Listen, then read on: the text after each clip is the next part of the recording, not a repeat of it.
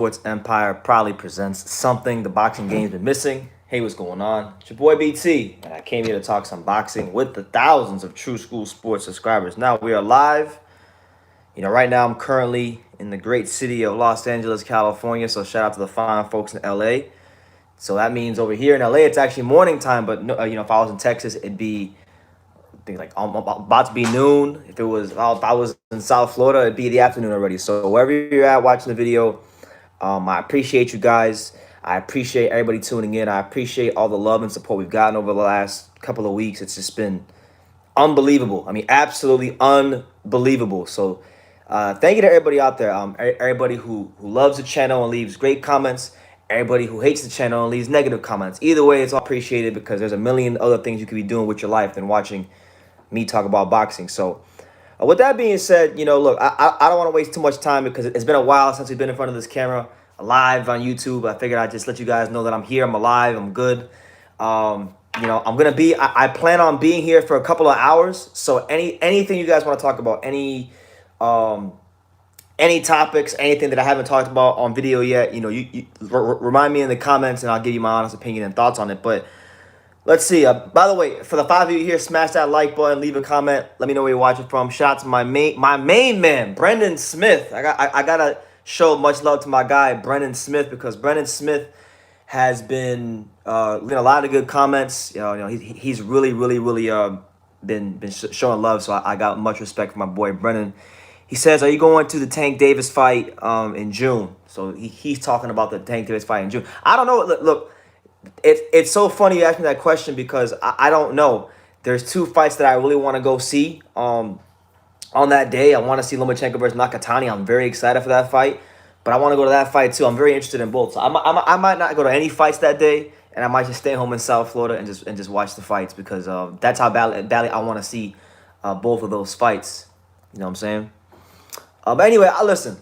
Let's talk about our favorite subject here on True School Sports. Our favorite subject right now because look, it's fun to talk about. It gets people talking. It gets people fired up because you guys know I'm not the biggest fan of the guy, and it's fun. But let's talk about our boy Canelo. All right, Canelo. That guy. Let's talk about him because it's been about a week since his fight with Billy Joe Saunders. As many of you guys know, I was there. And now all of our sights, all of our attention, it shifts squarely and directly onto one Caleb Plant, Nashville's very own, Cashville's very own Caleb Plant. He's going to be fighting Canelo Alvarez more than likely in September. It's not finalized yet, but they're looking at September. They're looking at making that undisputed fight. They're looking at potentially Las Vegas. Should it happen, I will be there again because I go to a lot of these fights. So he was asked yesterday, in an article with The Athletic, Caleb Plant was asked about fighting Canelo. And he stated the following. He said, I quote, "Canelo has been fighting these UK level guys, and that's cool. But as far as him fighting the top fighters, Floyd Mayweather, Ennis Larry Lara, and Triple G, he's 1-3. He's looked human in some of these bigger fights." End quote. And look, I agree with him. I agree. Canelo Alvarez is a great fighter. He's elite. He's A-level. All that stuff. But let's be real. When he fought Floyd Mayweather, he got taken straight to school. Straight to school. When he fought Lara, I went back and I watched that. I went back and I watched that fight. I went back and I watched the fight with Lara, and I actually don't think he lost that fight. I think a lot of the body work that Canelo was doing in that fight is actually very underrated. He was landing a lot of good shots. He was breaking them down, and there was a reason why Lara went into survival mode those last couple of rounds. You know what I'm saying? I think he went into survival mode the last couple of rounds. But that fight could have went either way. I'm not mad if anybody thinks Canelo won that fight. I'm not mad if anybody thinks it was a draw, and I'm not mad if they think Lara might have nicked it as well. It was that close of a fight to me. But the Triple G fights, I thought he lost both of them. So, yeah, he's what? 2? Yeah, 1-3. 1-3 would be about right for me. 1-3, 2-2, something like that. Either way you slice it, just look at the performance. He hasn't looked like Canelo fighting these lesser guys. And, look, Caleb Plant, fantastic fighter. When it comes to boxing, I'll say the same things for him that I said for Billy Joe. And hopefully he doesn't end up like Billy Joe. But when he's on and he's at his best, he is one of the best technical fighters that this sport has to offer. And we'll see what happens, man. You know, his issue isn't a matter. It's not a matter of self belief. It's not a matter of self confidence. It's not a matter of skills. It comes down to one thing with Caleb Plant. Only one thing and one thing only, and that's, you know, can Caleb Plant be strong in the back half of the fight? Because we've seen it many times in his career. We've seen Caleb Plant many times in his career. He gets to the back half of these fights, and you know he's just not as strong. He's not as fluid. He gasses out. He has stamina problems, and it's very weird because Caleb Plant's one of these fighters that he stays in shape year round, and he's got an 8-pack year round, all that bullshit, and for whatever reason, when it gets to the 8th round and the 9th round and the 10th round, he's not the best Caleb Plant. So maybe this fight, maybe Andre Ward's comment after the Caleb Truax fight was correct. Maybe Caleb Plant will be one of those fighters that when you put him in with those top guys, that's when you'll see the best Caleb Plant. But we don't know that, and that's just all baseless conjecture. So I'm favoring Canelo to win that fight. Of course, you know I think he's just got I think he's the better fighter. But I will say this. And before I say, I'll get to what I'm about to say in a second. But I want to acknowledge the super chat. Shout out to my man Brandon Lavardi. He says, new subscriber. Love your content, bro. Much love to Brandon. Welcome, Brandon, to the channel. You are this is the untouchable True School Sports Empire. You're an untouchable. We appreciate the love, champ, and thank you to everybody who's here right now. But look, and I'm gonna get to all your comments right now. But if y'all want me to stop what I'm saying, make sure y'all super chat. Now look. One thing that I do agree with Caleb Plant is that first sentence. He said, Canelo Alvarez has been fighting these UK level guys, and that's cool. Now look, this is not a slight, there's no disrespect, this is not a slap in the face to my UK brethren out there. I love the UK. I love British boxing. I've gone live for many random British boxing cards, so you're not gonna listen. I love boxing, so I love British boxing. But when we look at the 168-pound division, it's the guys from the UK who have been having these belts, you know, Callum Smith, we've already went ahead and we dismantled what we think about Callum Smith. I told you guys a long time ago about Callum Smith and what to expect from Callum Smith. I told you it wouldn't be a competitive fight. I told you it was one of the worst mismatches of 2020, and that's what it proved to be. Canelo was way above Callum Smith. Billy Joe was a credible fight. I'm not going to shit on that fight. I thought it was one of Canelo's better wins and his better performances. But going into that fight, if we're just objective, in the Asufi fight, the fight against the Argentinian guy on the Logan Paul undercard, and then Martin Murray, Billy Joe Saunders was turning in very mediocre, piss poor performances. Close fights in some cases, you know. So Caleb Plant's got a point. He's fighting these UK level guys. And look, I've been to the UK. And one thing I can tell you about the UK is their fans love boxing, the people love boxing, and whatnot. But it's just a more civilized society, and I'm not knocking their way of life. Like, God bless the UK, like whatever, good for them.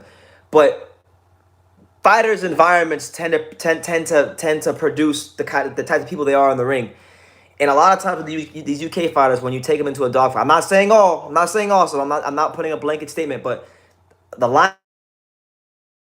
Come across the pond and they meet one of these American fighters or the Mexican fighters that are willing to go to places they've never experienced. We've seen it with Billy Joe and intensity. And we've seen it with, for that reason, look, Caleb Plant's an American fighter. He's a slick American fighter. I think people are underestimating how sharp he is in the ring because I've seen him spar in person. I saw Caleb Plant spar in 2017 in Las Vegas at Johnny Toko's gym against a fighter by the name of Jeremy J. Flash Nichols. I even saw him drop him in sparring. Okay, Caleb Plant, I was mesmerized in person. When I saw him in person, I was mesmerized with how sharp he is in person. And I think people are just underestimating that. And unlike Billy Joe and Callum Smith and most of these British fighters, I think all the things that Billy Joe was saying all the places Billy Joe was saying he was going to go to, I think Caleb Plant would go to. If Caleb Plant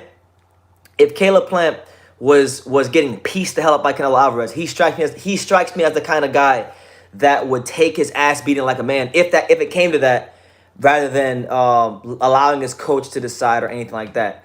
You know, and I don't want to see him get hurt. I'm just saying to beat a Canelo Alvarez or to be competitive with him at this point stage of his career, it's gonna take that type of grit. It's gonna take that type of determination. And I think Caleb Plant has it. Now I'm not picking him to win, but I'm saying he has the determination to not fold the way Billy Joe did once Canelo turned the heat up. So that's just my opinion. But let me get to this other super chat. Shout out to my man. Do you follow The Way? He says, I miss chopping it up about boxing in the gym. Keep doing what you do. I appreciate you, champ. I appreciate the super chat. And yeah, man, I think a lot of people right now in the world miss chopping it up about boxing in the gym because, unfortunately, because this whole, I'm gonna tell you guys a story. So yesterday, as you guys saw the video, I got here to LA yesterday, and I'm gonna be here for a couple of days, and then I'm going to Vegas. I got here to LA, and I figured, you know what? I want to make one of my lifelong boxing dreams come true. I wanna go to the Wild Card gym. So that's exactly what I did. I went to this taco spot. I ate, and then after I ate, I took an Uber right to the Wild Card gym, and I get to the Wild Card gym, and that shit was closed. So, hey, I know what you mean when you say you miss talking about boxing in the gym. I think everybody misses it. I think I didn't realize how serious the whole COVID thing was out here because I've only been going to Florida and Texas. So in my world, that's what exists. That's how the world is in my mind. But there's a bigger world out there, than Florida and Texas. But I appreciate the super chat. Getting back to Caleb Plant and Canelo. Look, I'm gonna be honest with you. Okay, and this is, look, I'm not gonna make this live too much about Demetrius Andrade because we talked a lot about Demetrius Andrade. I will touch on it a little bit, but with Caleb Plant, he hasn't really fought anybody either. Like if we're being real, and if we're talking about the elite fighters, I'm not gonna disrespect the Warriors and the fighters on his resume, but like he hasn't fought the creme de la creme. He's fought Mike Lee. Mike Lee was really, I don't know how that fight happened. That was a really gross cherry pick, and I even said it back then. Uskatigi, solid, credible fight, but nothing more than that. Tough guy. He was post-fight Angulo. He fought Vincent Feigeboots. Cannon fought an opposition. Caleb Plant's resume is not that great. It really isn't, if I'm being honest. I'm a Caleb Plant fan. I like Caleb Plant. I want him to do well. I want him to succeed. I've been a fan of Caleb Plant longer than most. Okay, I love Caleb Plant, and I'm very happy if this fight does come off and it's next. I'm very happy to see him get this opportunity. But this is gonna be his moment to really show the world who he is in that boxing ring because we hear Caleb Plant. He's got that great story about his daughter, and God bless. May his daughter rest in peace. That's one of the things that inspires him to go as far as he has in his boxing career. And this might be this is gonna be his chance to have his 8 Mile moment, so to speak. His 8 Mile Marshall Mathers Eminem moment, where everybody's doubting him. Nobody wants to give him a chance. Everybody says he's just a country boy from Tennessee. He'll never make it. I mean, and these are the things that they said about him his entire life. He's just a country boy from Tennessee. Nobody from Tennessee makes it in boxing. Then when he became a national Golden Gloves champion and made some waves in the amateurs, then they said, "Oh, you'll never amount to anything in the pros." I remember 5 years ago, Caleb Plant fought in my hometown, on the Rantis Bartholomew Mickey Bay undercard, and I saw him fight when nobody knew who he was. He fought a fighter, if I'm not mistaken, by the name of Juan de Angel, but I could be wrong about that. And people in the crowd that were sitting in my section that day, they were saying, "This guy's boring. He's not gonna be anything. He's just whatever. He's not gonna. But he's cool. He's a good little slick boxer." He parlayed from that performance, building all the way up to becoming a world champion. And now the "you'll never do this" continues with "you'll never have a chance to beat Canelo Alvarez." So this is a fighter that has been what is back against the wall in boxing since the day he turned pro. From coming from Tennessee, being a country boy, being a country white boy. Boxing's predominantly a minority sport. Puerto Ricans, Mexicans, Americans. There's not a whole lot of white Caucasian Americans in boxing. So to be in the sport and to be where he's at this level, you have to overcome a lot of adversity, and you got to be very strong-minded. And I think a lot of people are underestimating Caleb Plant when it comes to that. Now, from a boxing standpoint, fuck that other stuff. From a boxing standpoint, Caleb Plant, I would say he's got, much like Billy Joe, Maybe even you could even argue even more than Billy Joe. He's got better feet, quicker hands. He's sharper. The only question we have about Caleb Plant, at least for BT, Brendan Taylor, the untouchable True School Sports Empire, the only question I have about Caleb Plant is Caleb Plant gonna have if the fight goes into those later rounds, to those what they call the deep waters, will Caleb Plant have the energy to sustain hit any sort of success? We'll see. We'll see, man. But here, I'm gonna get some other comments. I'm gonna switch gears here in a second. Actually, nah, forget that, dude. He said stop hating on Canelo. Nah, forget you, man. I'm not gonna get into any back and forth with the Canelo fans because you guys have Canelo's schlong so far down your throat that no amount of realistic, logical, unbiased evidence would or any sort of boxing talk would change you guys otherwise. So I'm not even gonna acknowledge the Canelo fans because I giving y'all way too much energy. From comment section of my videos to the live panels of other channels. I'm not even gonna give y'all that. If y'all want to watch, y'all can comment. If you want me to really read your comment, super chat and I'll read your comment. But other than that, we gonna keep it up. We gonna keep it a buck. Boxing therapy. Shout out to my man Lyndon Jones. He says I'll put 100 on Plant. I don't regret my money.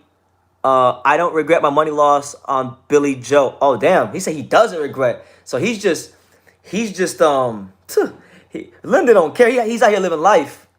He's living life. I guess you can't blame Canelo. He is part of the system, a pumped up global superstar. Yeah, I mean, look, I was just reading an article by Eddie Hearn, right? And he was talking about the whole Demetrius Andrade situation. He was talking about he said the Demetrius Andrade stunt will have helped Canelo Alvarez more so than Demetrius Andrade because of the fact that he got to showcase his personality and his just who he is, and speaking in English, and more people can understand what he's saying. And honestly, okay, like, I don't know, man. I just want to see these fights. I just want to see these fights. I just want to see these fights, man. That's what it comes down to. We want to see these fights. We want to see Canelo Alvarez.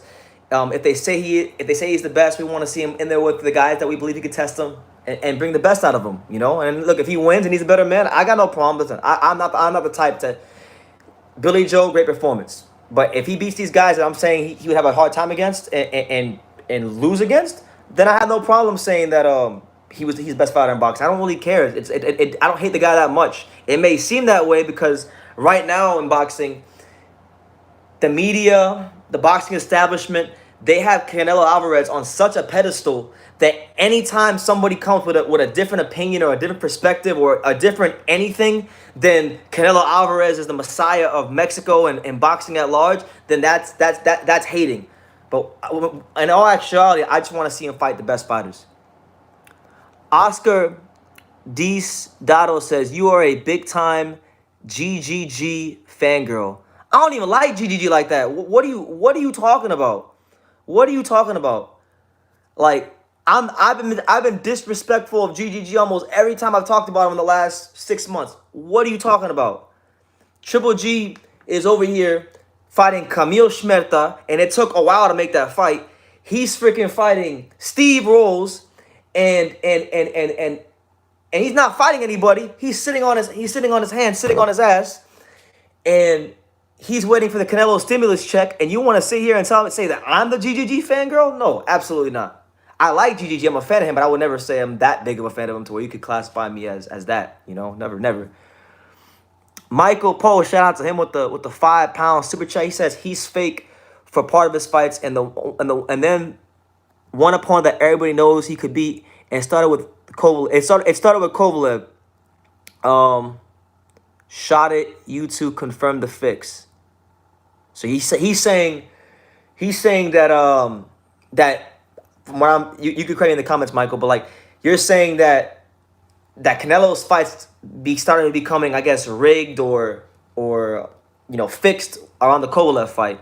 Because and you know what? Look, I took a lot of flack when that fight happened because I truly believe that Sergey Kovalev, when he fought Canelo, he was doing enough to win these rounds, but like I don't think he really came to fight. I don't think he came to win because of the fact that he wasn't himself at the press conference, right? Let's go back to the press conference.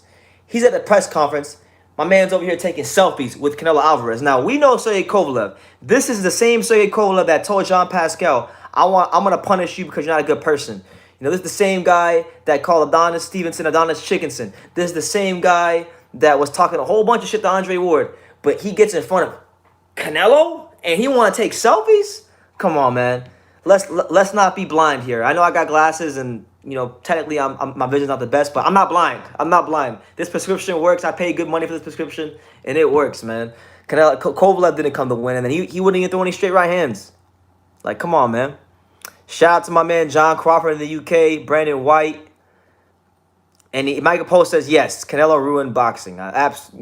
Listen, he didn't ruin boxing for me. I still enjoy boxing. There's still a lot of great fighters in a lot of other weight classes, particularly in the super flyweight division where you have the likes of Cholatito, Gaio Estrada, Rungvisai, Cuadras, Kosai Tanaka, Kazuto Ioka. These guys are all a great testament to some of the wonderful things happening in boxing. So I can never say that any fighter ruins boxing. That's just giving one fighter too much power, and I don't think Canelo has that much power to ruin boxing or anything like that. You know, no one man, like Kanye West said, no one man should have all that power. So I'm like, boxing's still in a great place for me.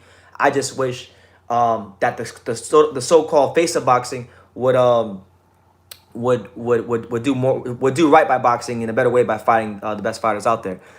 Michael Poe again with the super chat. He says, last Canelo went life and death with Triple G. Since those fights, they're fake, and then maybe one real one. So you're saying he saw something he didn't like with Triple G. Triple G was throwing them grown man punches, backing him up with that jab and stuff. You know, making the fight real close. And then since then, he said, you know what? Now that I got this win, now that the judges gave me the fight, I'm in the driver's seat. I call the shots. I dictate what happens. It's the Canelo show. It's the Canelo era. It's all that good stuff. So you might be right. You might be right, Michael. You might be onto something. I mean, look. Slotello. He says, Canelo fans make me sick. Ellie Sekback is literally saying Canelo Alvarez is the greatest boxer of all time. I'm not joking. This is disgusting. Well, that's news to me. That's news to me because I haven't I don't watch Ellie's channel like that. I mean, every now and then I might, if there's a video that somebody sends me, I might watch it. But I was watching one video, and it wasn't like an interview. It wasn't like him in the gym. I think Ellie was basically giving some analysis on the fight. And like Ellie, look, I love Ellie, but Ellie ain't the analysis type. He ain't the analysis type of content creator. You know, he'll recite the fighters' records and he'll say, great champion, great fighter. And like, I don't know, man. Ellie Setback, he's not somebody that I want to go to for boxing analysis, in my opinion. Not for me. But I respect Ellie. He's done a lot of good things for the sport. He's put out a lot of interviews that I've enjoyed, so I can't hate on Ellie. But yeah, man. Let's see, what are the comments that I miss? Man said, you're a big-time GGG fan. Go get the fuck out of here. W. Rouse says, plan these fight Canelo, take his ass whooping, and hand the belt over. No one's trying to hear him whining. He ain't fought no one. Damn. W. Rouse not playing. He says he has to take his ass whooping and hand the belt over. Well, look, listen, it's not going to be that easy. I'm picking Canelo to win, but it's not going to be that easy. We saw Canelo in spots that, you know, you guys can laugh all you want, but he was having problems in spots that Billy Joe Saunders fight. Billy Joe was the first fighter in a long time to make Canelo Alvarez look ordinary, you know, not look like, you know, one of the best fighters in boxing. Now, it ended in great fashion for Canelo. I can't dispute that. He did amazing and towards the end. But there are vulnerabilities there, and I believe Caleb Plant is quicker than Billy Joe. He's sharper than Billy Joe, and he'll be a bit of a tougher puzzle to solve than Billy Joe. Now, I don't think he's gonna win. I'll be rooting for him, but I don't think he's gonna win. We'll see. We'll see what happens. Trey McMahon says, yeah, but you never show love to Canelo. You a hater on the low. That's not true, actually. See, people only see what they want to see. And, you know, I know that, I know just from making videos all these years, that whenever you're negative or you say some controversial things about any fighter, it's always better than when you say something positive about a fighter. I'll give you an example. I made a video the week of the Canelo fight. All right, the week of the Canelo fight, I made a video about Rashid Al Swaysat, the amateur boxer that just died in the ring, and I was talking about how serious this sport is and how you gotta give these fighters the respect. That video didn't get that many views at all. They didn't get that many views at all. I don't do this. I don't do this for views, but I'm letting you guys know that video didn't really do that many views. But when I get up on here and I start being and I get into that rare mode where I start being disrespectful and I start talking about controversial things and giving my opinions on that aren't popular in boxing, that's what's gonna get used. So what I'm saying is this. What I'm saying is this. I've shown plenty of love to Canelo in the past. I've made videos. You can go on my channel right now. I made videos on this channel, and I've talked about fights that nobody even knows about in his career. I made videos about the Larry Mosley fight. Most of the Canelo fans don't even know about the Larry Mosley fight. How about Raul Pinzon? Do any of you Canelo fans out there even know about the Raul Pinzon fight? Have any of your favorite content creators that love Canelo made a video about the Raul Pinzon fight? No, they haven't. So, he's not my favorite fighter. I don't really like him like that because I believe he's blatantly ducking Demetrius Andrade. I believe he's ducking the shit out of Demetrius Andrade. He don't want no smoke with Demetrius Andrade. That's not an opinion. That is a fact. You can say he would beat him. You can say Boo Boo hasn't fought anybody. You can say Boo Boo doesn't bring a fan base to the table. But all that is are excuses. Those are cop-outs. Because there was never, ever an issue with making the Billy Joe fight. There was never, ever an issue with making the Yildirim fight. There was never, ever an issue with making the Carlos Valdemir fight. There was never, ever an issue with making the Alfonso Gomez fight. Should we keep going? There was never, ever an issue with the Liam Smith fight. So why is it an issue when it comes to Demetrius Andrade? Why? Because the same reasons you're using, you got, like, we'll use the last fight for an example. We will use the last fight as an example. Billy Joe Saunders had three piss poor performances at 168. He didn't look good against the Sufi when he won the belt. He didn't look good against the Argentinian guy on the Logan Paul undercard, and he didn't look good against Martin Murray. All right, that's three opponents straight he didn't look good against. And I hear those same excuses used for Demetrius Andrade. They say, oh, he didn't look good against Liam Williams. He didn't look good against this guy. He didn't look good against Keeler, right? But those won't apply to Billy Joe. But they say, oh, well, BT is different. Yeah, it's the same thing, but BT is different because Billy Joe had something Canelo wanted. He had a belt at 168. Boo Boo should go to 168. Well, I would love to agree with you. I really would, because I don't want to be arguing with you guys. I just want to see these fights. I'm a boxing fan.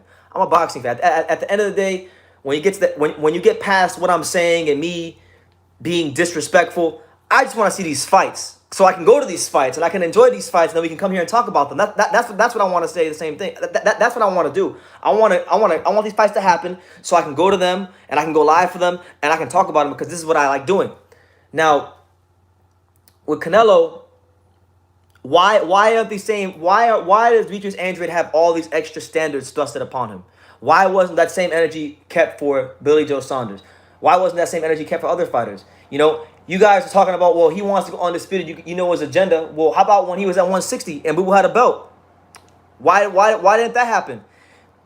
It's funny because I saw these interview clips on Champ's Side. Champ's Side posts these on Instagram, so much respect to Champ's Side. He posts these interviews that Eddie Hearn did before he started promoting Canelo Alvarez, when he was only promoting Demetrius Andrade and he was trying to get Demetrius Andrade the Canelo fight. And Eddie Hearn's energy was much different. Eddie Hearn was talking about, Demetrius, you don't know how good you have it. You don't understand the position you're in as the middleweight. You are the final piece to the middleweight undisputed puzzle. All this bollocks. And I'm gonna use British vernacular here because Canelo's half British at this point. It was straight bollocks that freaking Eddie Hearn was talking about Demetrius Andrade, and he seemed really hell bent. He was saying himself. You can pull up clips. And you can pull up clips yourself right now, where Eddie Hearn is literally saying Canelo Alvarez doesn't want to fight Demetrius Andrade. It seems like he doesn't want to fight him. And then fast forward a couple years later, now he's promoting Canelo. Now things are different. Now Eddie Hearn is wearing the no boxing, no life pajamas, all that stuff, and it's just a whole different person now. So look, I want to see this fight. I want to see this fight. Honestly, whether these Canelo fans know it or not, they want to see this fight too. They want to see, listen, they want to see this fight too. Because all you Canelo fans that are so quick to say he hasn't fought nobody, he's a bum, you guys keep watching these videos. The video on Fight Hype with Boo Boo Andrade and Canelo going at it together has like 4 million views. People do want to see this fight. It's just a handful of you brainwashed non-boxing fans. You guys want to see Canelo Alvarez fight Avni Yildirim some more. You want to see Canelo Alvarez fight freaking, what's his name? Liam Smith. Y'all want to see Canelo Alvarez fight Chris Eubank. Y'all want to see that. It's only a handful of you guys that are in this little bubble on YouTube. But us real boxing fans that don't, look, for me personally, like I like Demetrius Andrade. I'm a fan of his. If Canelo Alvarez knocked his ass out, I wouldn't have any problem with Canelo Alvarez. I would say, wow, that if anything, that would be the point where I say, wow, Canelo Alvarez, what a fucking fighter. Excuse my language, but like what a fighter. He fought Demetrius Andrade, one of the hardest puzzle to solve from 160 to 168. A guy that barely loses rounds, you know, with a very unorthodox style, with respectable punch power in both hands, who can box southpaw, can box orthodox. I mean, I would say, wow, this guy is truly one of the best fighters. If he went in there and beat Demetrius Andrade, but like at bare minimum, if he signs the contract, then wow, I'll just say wow. He finally stepped to the plate. I much respect to him. You know, I'm not speaking for nobody else. I'm not speaking for the fans in this comments. I'm not speaking for any other boxing fans. I'm only speaking for me. For me, Canelo Alvarez can only have positive things happen. From me, I only have positive to say about him from him just fighting Demetrius Andrade. Nothing but positive things. You know what I'm saying? Ricky Torres. Shout out to my man Ricky Torres for the super chat. He says, Riddick Bowe versus Lennox Lewis. Legends League. Canelo versus Charlo. That'd be a good fight too. As far as the Riddick Bowe, Lennox Lewis things, somebody brought that up to me. They said, BT, what do you think about Riddick Bowe versus Lennox Lewis in the Legends Only League? And look, you guys know I love Riddick Bowe. He's the friend of the channel. Much respect to Riddick Bowe. He's one of my favorite fighters. I've had the chance to train with him. You know, I love Riddick Bowe. And I always love Riddick Bowe. He's one of my top 5 favorite fighters of all time. Of all time. I love Riddick Bowe. But honestly, I wouldn't want to see that. Riddick Bowe is not in great health. In terms of like physically, like his knees aren't that good. Sometimes it's hard for him to get out the chair. Forget boxing. I don't want to see him box. I think he would be more viable as like a trainer or like a mentor to some of these younger fighters. He's got a lot of knowledge to pass along. I've learned so much about boxing just from Riddick Bowe.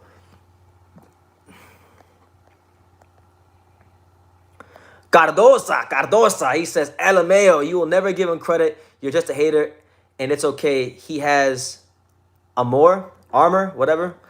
Nah, not true at all. Not true at all. If he fights Demetrius Andrade, I've said it many times. I've said it, been saying it for months. If he just fights him, he gets all the respect in the world from me. Forget beating him. He don't even gotta beat him. He don't even gotta beat him. And you know, listen. You guys say I hate Canelo Alvarez, but like that's the difference between me, someone like me, and someone like you guys. You guys open your mouth and you don't do your research on people. I open my mouth and I know what I'm talking about. I know if you hear me hating on anybody, quote unquote, then I've got reason to. I've done my homework. It's not just me coming out of nowhere. You know? Texas Tornado says, stop listening to LDBC, and he's been saying BT's racist. Well, okay. I'm not going to sit here and... Listen, I'm not a racist. I know who I am at the end of the day. But you've been here for a while, Texas Tornado. You've been here for a while, Texas Tornado. And you've been sitting here flapping your gums in them comments, spouting nothing but nonsense. So if I'm a racist, if I'm a racist like you say I am, then that's what you do? You come to YouTube and you listen to racist talk? You're an idiot. You're a straight idiot. When are we gonna get the Riddick Bowe interview, True School? I gotta call him soon. I gotta see. I haven't talked to him in a while. I gotta see how he is, how he's doing and stuff, and ask him. Eddie Hearn is going around saying Canelo is unbeatable and will never lose, as if he didn't already lose to an elderly Floyd Mayweather. Eddie Hearn acting like and elderly Floyd didn't take Canelo to school. Isn't that crazy? Don't y'all find it funny how like look, Canelo Alvarez, he's doing his thing. He's winning these fights. He's looking impressive. Much respect to him. But like, don't you find it funny how like the more fights he has, the more that Floyd Mayweather performance seems to be slipping from people's memories? Like, come on, man. Mike from Boston says, so if you don't think Canelo Alvarez is 100% perfect, then you're a racist. That's what it seems like. That's what it seems like. There's no in between. There's no rules for critical thinking skills anymore. People are like, I'm not a fan of the guy because of how I'm not a fan of how he's moving and avoiding certain fighters. But he's an A-level. Listen, you never heard me say on this whole channel. You never heard me say on this whole channel. I never said Canelo Alvarez isn't an A-level fighter. I've never said that he wasn't elite. He's all those things. He's all those things. He's proven that in his career. But at this stage, I don't think he's unbeatable. Nobody's unbeatable. I mean, I'll ask you guys this. I'm gonna ask you guys this, okay? Who was more unbeatable? Who was more unbeatable in their quote unquote prime? Canelo Alvarez at this moment in time, because right now I think right now it's fair to say that he is in his prime. Like his mental abilities and his physical abilities have met up at his highest point, or it's meeting up at its highest point, so he's in his prime. Was he more unbeatable in his prime, or Floyd Mayweather? Who was more unbeatable? Because the way they're making it seem right now, they're making it seem like Canelo Alvarez is the most unbeatable fighter to ever roam the face of the earth. Like he was more unbeatable than Roy Jones Jr. Come on, man. By the way, I haven't acknowledged them. Shout out to my boy H Money, Mr. The Zone, H Money Boxing. Make sure you guys go subscribe to his channel. Salute to him. My bad. Yeah, Floyd to me was more unbeatable than Canelo. Word of the day says Salvador Sanchez was great. Julio Cesar Chavez was great. Canelo is elite in the A-level, but he has an unfair advantage, and it's obvious. Way too obvious. Trey McMahon says, when he beats Andrade, you're going to have some other excuses why he's not the best. No, absolutely not. For me, it's always been Andrade. It's always been Andrade. It's never been anybody else. This is the guy that for me, he's got to fight. For him to really put that, like, extra layer of respect on his name, it has to be this guy. Because this is the guy that I believe, objectively speaking, stylistically speaking, gives him the hardest problems. So if he beats the guy, and beats him soundly, of course, that I believe gives him the hardest problems, and all we can do is tip our cap and respect Canelo. You know, you guys are saying that I'm a hater, right? You guys are saying I'm a hater, right? There was a point in time when I wasn't really big on Jermell Charlo. I didn't think Jermell Charlo was that good. But Jermell Charlo has been willing to step in the ring with the best fighters at 154. And he's proven himself. He's one win from becoming undisputed, and he's fighting another good champion in Brian Castano. So I'm a huge fan of his. I was literally a Jermell Charlo hater at one point, and he's one of my favorite fighters. So it's possible. You can change BT's mind. You know? Now, one thing I also want to talk about, because I'll be honest, you guys know I love Demetrius Andrade. I'm a big fan of his, but like, I'm not sure if I believe this. I would like to see some sort of proof, but recently, Demetrius Andrade did an interview, and he made a shocking allegation towards Canelo Alvarez. He said the following. He said, what did he say about, what did he say? He said that apparently Canelo Alvarez turned down a $40 million offer to fight him in 2019. Now, I never heard anything about this in 2019. I'm just being honest and objective and unbiased. I never heard anything about this in 2019. But it's coming out now. It's coming out now. Now, here's what Demetrius Andrade said in regards to Canelo turning down a $40 million offer to fight him. He said, I quote, with the zone and Matchroom, Eddie Hearn was supposed to deliver the big fights. He offered Jermell Charlo $7 million to fight me. I remember that. All right. I offered Canelo Alvarez. He offered Canelo Alvarez $40 million to fight me in 2019, which was $5 million more. Instead, Canelo went up and fought Kovalev. So instead of that $35 million he got for fighting Saunders, he could have got $40 million to fight me. And he said, nah, I'm going to fight Kovalev. So I'm not really sure if I agree with that. I haven't seen any proof. Listen, believe me, as someone who's pushing for that fight, if there was some sort of proof, if there was some sort of proof, if there was what I could prove that Canelo ducked Demetrius Andrade, I would have made this video already. I would have been going off, but I can't do that. I just can't do that. So I'm gonna have to see some proof in the forms of a draft document, something like that. You know, and those numbers. I mean, those numbers. I'm not even sure those numbers even add up. Like, I'm not even sure those numbers add up because they made the offer for $7 million to fight Charlo. Where the hell did they get 40 for Canelo? I know Canelo is a big star and he can command a big gate. So would they give Canelo Alvarez 40 million and they give Demetrius like 7 or 8? I mean, I don't know. I want listen. I out of everybody on YouTube, I would love to sit here and flap my gums and say Canelo Alvarez ducked $40 million, but I can't prove it. You know, I can't prove it, and it really wasn't a thing. It wasn't a thing that I heard about in 2019. I remember I was here on YouTube in 2019. I never heard about it, so we'll see. Let me see who else we got in them comments. Nah, BT, Canelo ain't fooling nobody. He's finessing. He's finessing the hell out of the game. He's finessing the hell out of the game. How are you a Boo Boo Andrade fan compared to Canelo? Your boy has fought no one. Nobody wants to fight him. He's a boring fighter. Just like Canelo said, 33 and still haven't cemented your legacy. Okay, I'm a Demetrius Andrade fan because I was following Demetrius Andrade early in his career when right when he turned pro. I like his style. I know you don't like his style, but I like his style.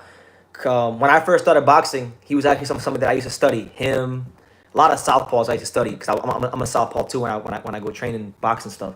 So I used to like watching him because he was one of the best southpaws out there. So that's one reason I'm a fan of his. As far as him not fighting anybody, you can't really say that because, and this is why I think Canelo is an idiot. Canelo is an idiot, the biggest idiot in boxing. Canelo Alvarez. Whenever he comes on here and says Demetrius Andrade hasn't fought anybody, he's saying he hasn't fought anybody because there's plenty of guys on his resume that fought guys on Boo Boo's resume, and they had tough fights with the guys on Boo Boo's resume.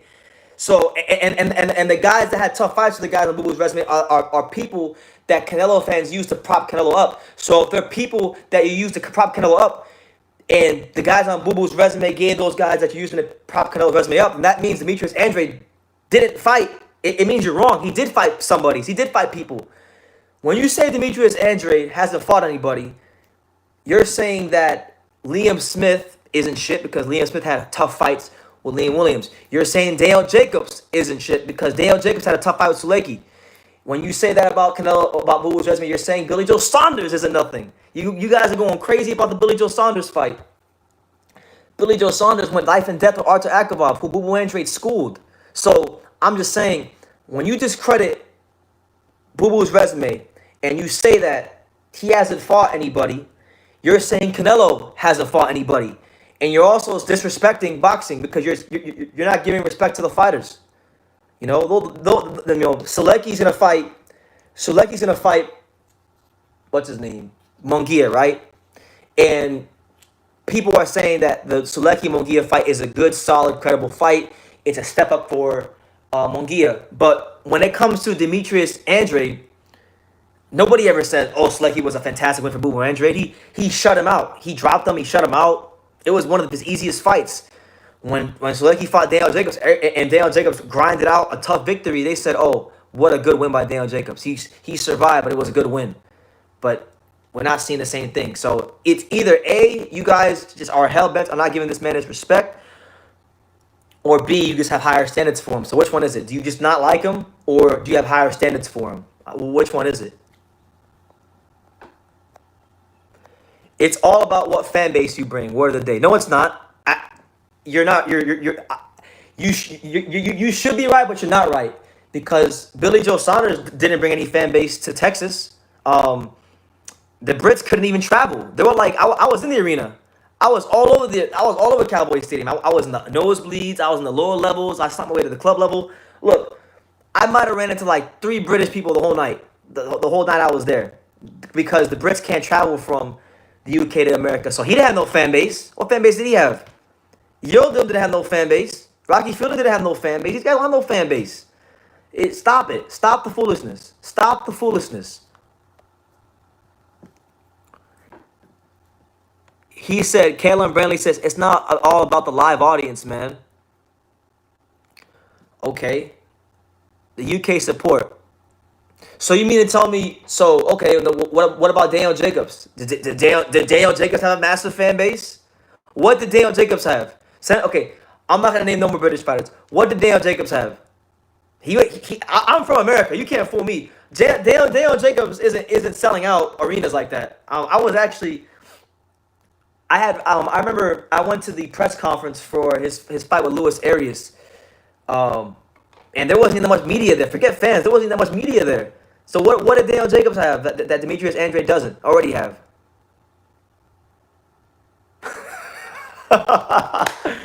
Shout out to my guy Hyro. He says Daniel Jacobs had that New York song. That's what he had. That's all he had. Hyro. Shout out to my man Hyro, one of the best.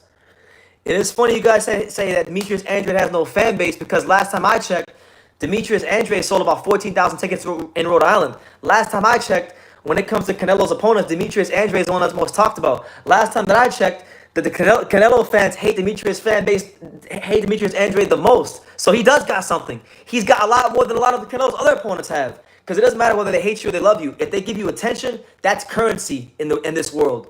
And they gave Demetrius Andrade attention in the form of hatred. Come on, man. It's about being a global superstar. It's about being a global... Come on, man. Do y'all want to see these fights? He said, compared to 70,000. Okay, I'm not comparing Demetrius Andrade's ticket sales to Canelo Alvarez's ticket sales. But what I'm saying is this. Daniel Jacobs does not sell tickets in America. When he fought, shout out to Rob 87. He says, BT, I went to Jacobs versus Kwon. That arena was empty. It was sad. Exactly. It was halfway empty, and it was the Battle of Brooklyn. When he fought Arias, they were giving tickets away for Jacobs. Jacobs was no big star. Demetrius Andrade is one of the only fighters in America that could fight in his own hometown and sell 14,000 tickets.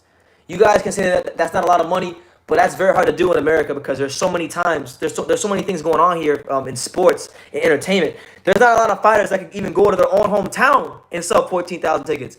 It might be a small fan base, but he's got a fan base. And he has Canelo fans hating on him at every turn. That means something. That, the beef, the talking, the bravado, that stuff matters. The build-up would be amazing, because Canelo don't like Boo Andrade, and I know from talking, because Demetrius shout out to Paul Andrade calls me like every other day. Paul Andrade calls me like all the time. He's calling me like I'm about every day since like last Thursday. Shout out to Paul, great guy, friend of the channel. I know he don't like Canelo, so that build-up is gonna be even better than the Billy Joe build-up, and the Billy Joe build-up was good early, but then it wasn't good late. That's what I'm saying, Milo. Shout out to Milo. Boo Andrade is going to bring the whole region of New England to this fight. You're talking about Boston. You're talking about freaking... Damn, Jaime. Hey, my man Jaime, he's taking shots. Jamie, he's taking shots. He says, Jamie A said, you and Boo Andrade got the same exact fan base, bro. Well, we got a great fan base. I got a great fan base. I love my fan base. I got a hell of a fan base. So thank you. You giving Boo Boo compliments and you don't even know it. Because look, you're here and you're commenting and you're giving me attention and Boo Boo Andrade attention. Someone as great as yourself is giving me attention. So I got a great fan base. I got you, champ. Man. But yeah, you're talking about all of Boston. You're talking about all of Boston, New Hampshire, Maine, Rhode Island, Connecticut. All those 5 states or whatever it is in New England are going to be tuned into this fight. And Boston in general, New England is a great sports town. If it's a big fight, they're going to get behind Boo Boo. I think you guys, that's what you guys don't understand. They'll get behind him. But yeah, there's a lot of good fights out there. Hyro says, if you think about it, Canelo threw the first diss when he said you don't fight with nobody. He did. You're damn right, Hyro, he did. He thought Boo Boo was gonna get in there and be disrespectful, so he got out in front of it and he disrespected him first. So I get Canelo credit, smart guy, but he did, and that's what started everything. Keenan K TV got his no boxing, no life pom poms on. Shout out to Keenan K TV. Make sure you guys go subscribe to him for all the great MMA content. He says Canelo is the GOAT. Boo Boo Andrade who? Boo Boo Andrade who? The boogeyman. The freaking guy that Canelo Alvarez is scared to death of. I think Andre should intercept the fight with Plant and fight Plant. I would love that fight. You know what? They should. They should do that, but that's not going to happen because Caleb Plant, he could have had a fight in the intermediate time waiting for Canelo, but he's been sitting on his hands waiting for the Canelo fight. So he's not going to fight anybody, let alone Boo Boo Andrade, unfortunately. But I think you're right. I'd want to see that fight.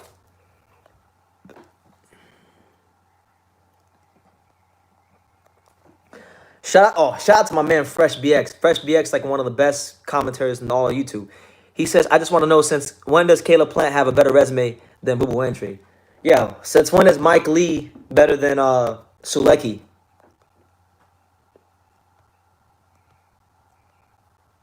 Man, shout out to everybody here, man. We here. The boogeyman who can't finish a fighter on an empty stomach, that man still can't finish his food.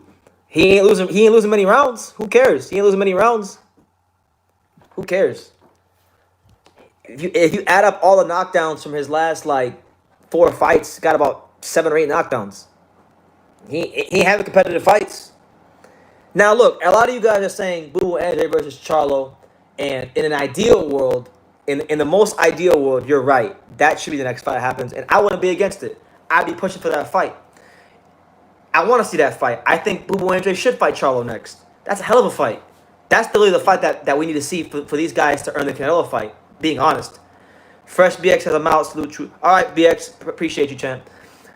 That fight right there is the fight that we all need, because the winner of that could get a Canelo fight. But unfortunately, Jermall Charlo and both of them have already stated, they've already stated that they're blackballing him. They don't want to fight him. He said they're not going to fight him, and they blackcarded him. So if you got one fighter running around saying, that he's blackcarded and they're not going to fight him, what do you want Boo Boo Andrade to do? He can't make the guy a fight, you know. And look at who Jermall Charlo's fighting right now. He's fighting Juan Montiel.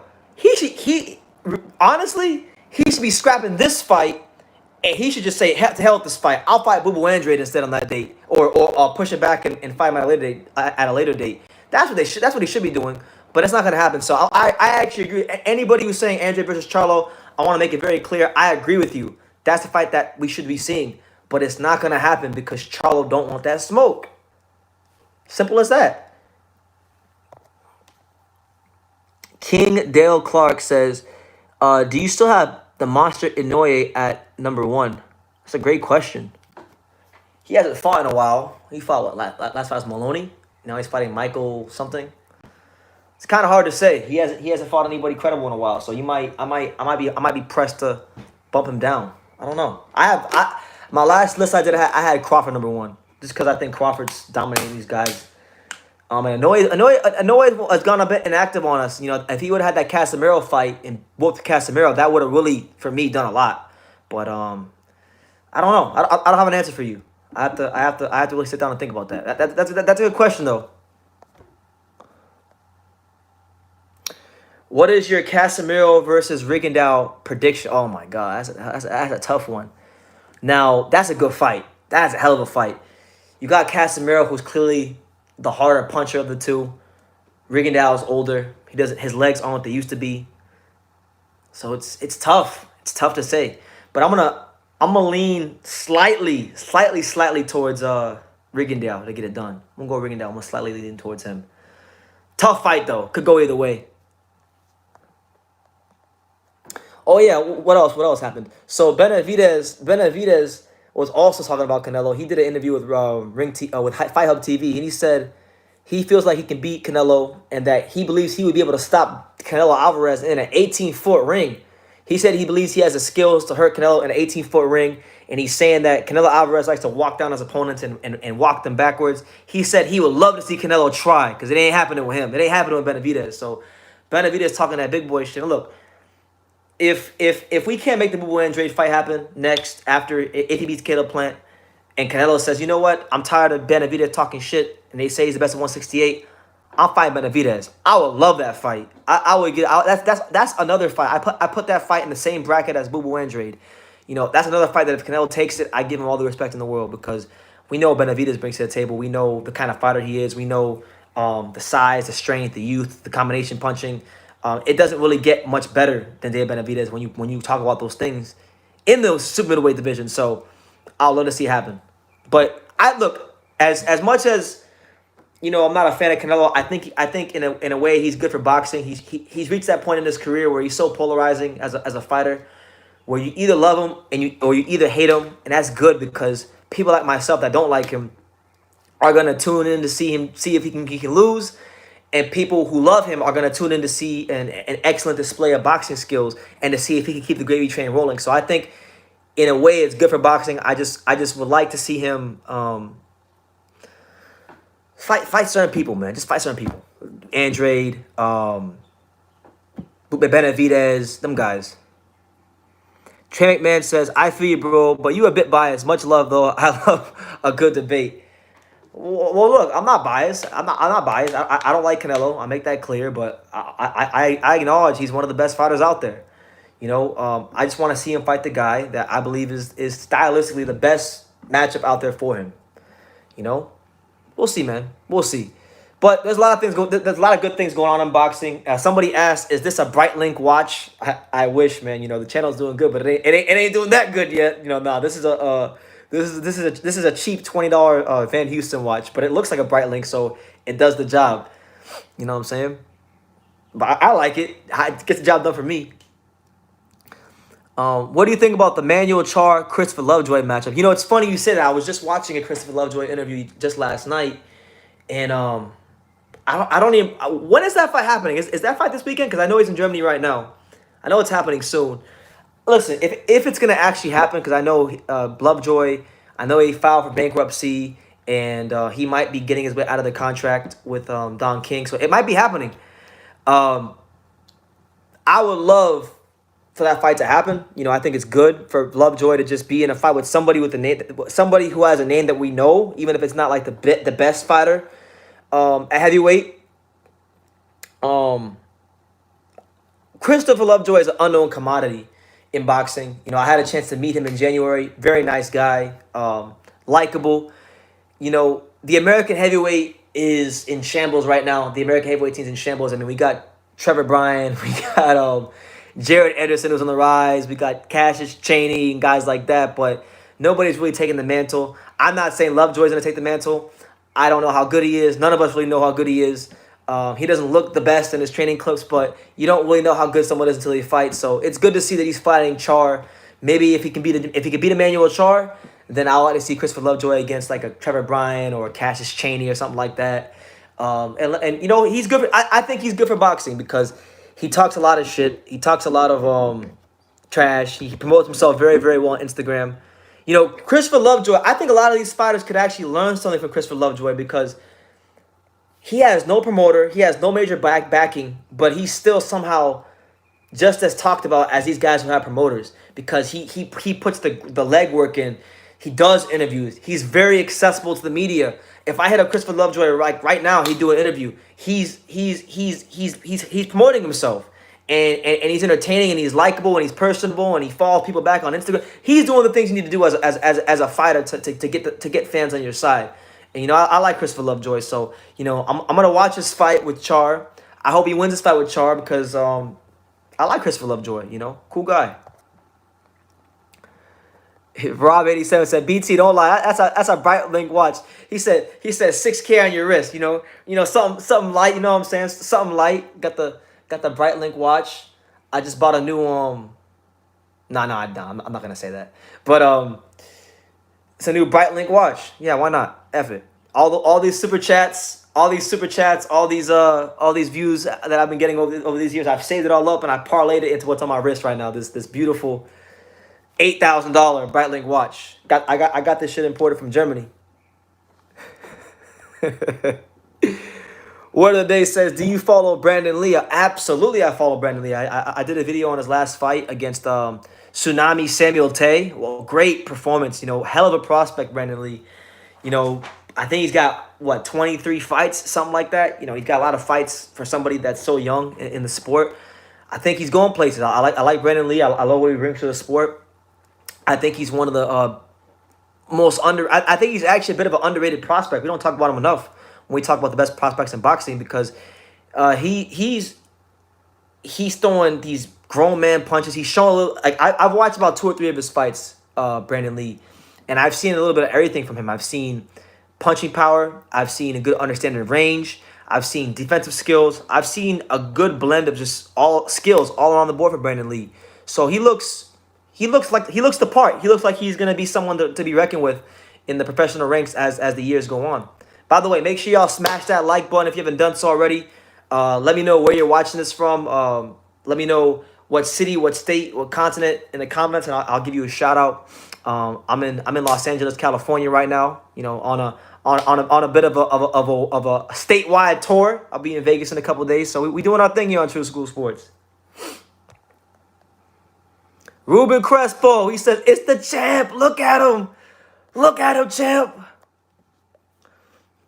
Munguia is fighting Shalecki instead of Bubu Andre for the belt. That's interesting because Munguia is number one in the WBO rankings. Andrade clearly beat Shalecki, no doubt. Also, Munguia is number one in the WBC ranking. Yes, I'm glad you brought that up because I mean there's interviews on this channel you can go look up from like last January. I did an interview. The first time I ever interviewed Paul Andrade, Bubu's father, was last January, just after the Luke Keeler fight, and in that interview he was talking about Munguia being number one back then and in the fight. So he could have had the fight way back then, and he hasn't even showed any ambition to do that. And instead he's fighting a guy that Bubu already beat, and instead of going for the title. So why is Munguia getting a pass? Why is Munguia not getting criticism from the boxing world? You know, I think Munguia wants to get through this fight. I think Munguia wants to hope and pray. And he'll probably wind up fighting. If he beats Shalecki, he'll fight either Canelo up to Islam or Johnny Beck Al-Nukhali for the vacant belt because those guys are pretty highly ranked, and I think those are the fights that'll happen. Trey McMahon says, "All right, True, I'm out. Love the debates. I love how you show love to everyone and respond, even if it ain't a super chat. Keep it up, champ. The sport of boxing needs it. Absolutely, we definitely need it, and I appreciate everybody here, the Canelo fans, Bubu Andrade fans, and just fans of boxing in general. Just if you're a fan of boxing, you're in the right place because I'm a fan of boxing, and that's what we talk about. So, Fresno, California. Shout out to my man Michelle Burke in Fresno, California, the home of Jose Ramirez. Toronto. Shout out to my man Word of the Day out there in Toronto. Also, there's a fight this weekend. I mean, I'm in LA. I'm not sure if I'm gonna go yet. I haven't figured out if I'm gonna get a ticket or not yet. But there's a fight this weekend here in LA with Louis Netty and Brandon Figueroa, which is a very important fight because, you know, the winner of this fight beat up my boy Stephen Fulton, Angelo Leo. He beat the brakes off Angelo Leo. He beat him in a fashion that I didn't think he could. He beat him at his own game. So as far as I'm concerned, for the time being, I believe Stephen Fulton's the best 122 pounder in the world until Angelo gets him back.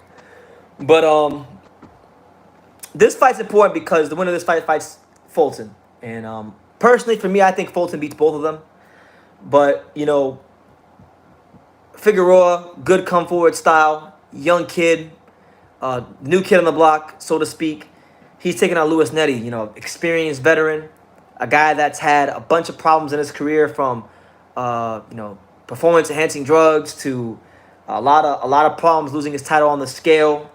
You know, at one point in time, Netty there was a point in time where Louis Netty is a pound for pound, caliber fighter. He was right on that cusp of cracking that pound for pound list for me many years ago when he knocked out Shinsuke Yamanaka, the former the great 118-pound champion in Japan. So, for me, I look at this fight for Netty as a fight where he can really re-announce himself to the world as one of the best fighters out there. You know, Figueroa is a young fighter, undefeated, in his prime, very hungry, you know, and it's going to be a hell of a fight. It's going to be a good fight, you know. I just wish PBC, because the commentary, whenever Figueroa fights, PBC talks him up like he's Ryan Garcia. They say, oh, Brandon Figueroa, he's so marketable. He's so handsome. The girls love him. All that bullshit. We don't want to hear none of that. Just talk about him, the fighter.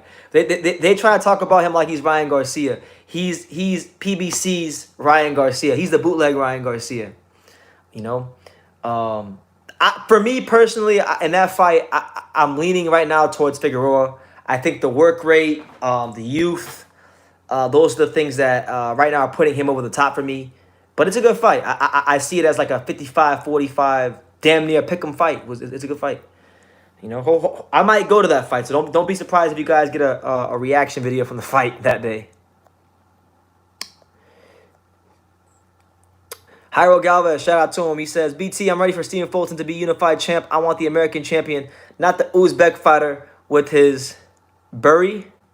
What's a bury? Is that the hat they wear? The little hat? Is that what a bury is?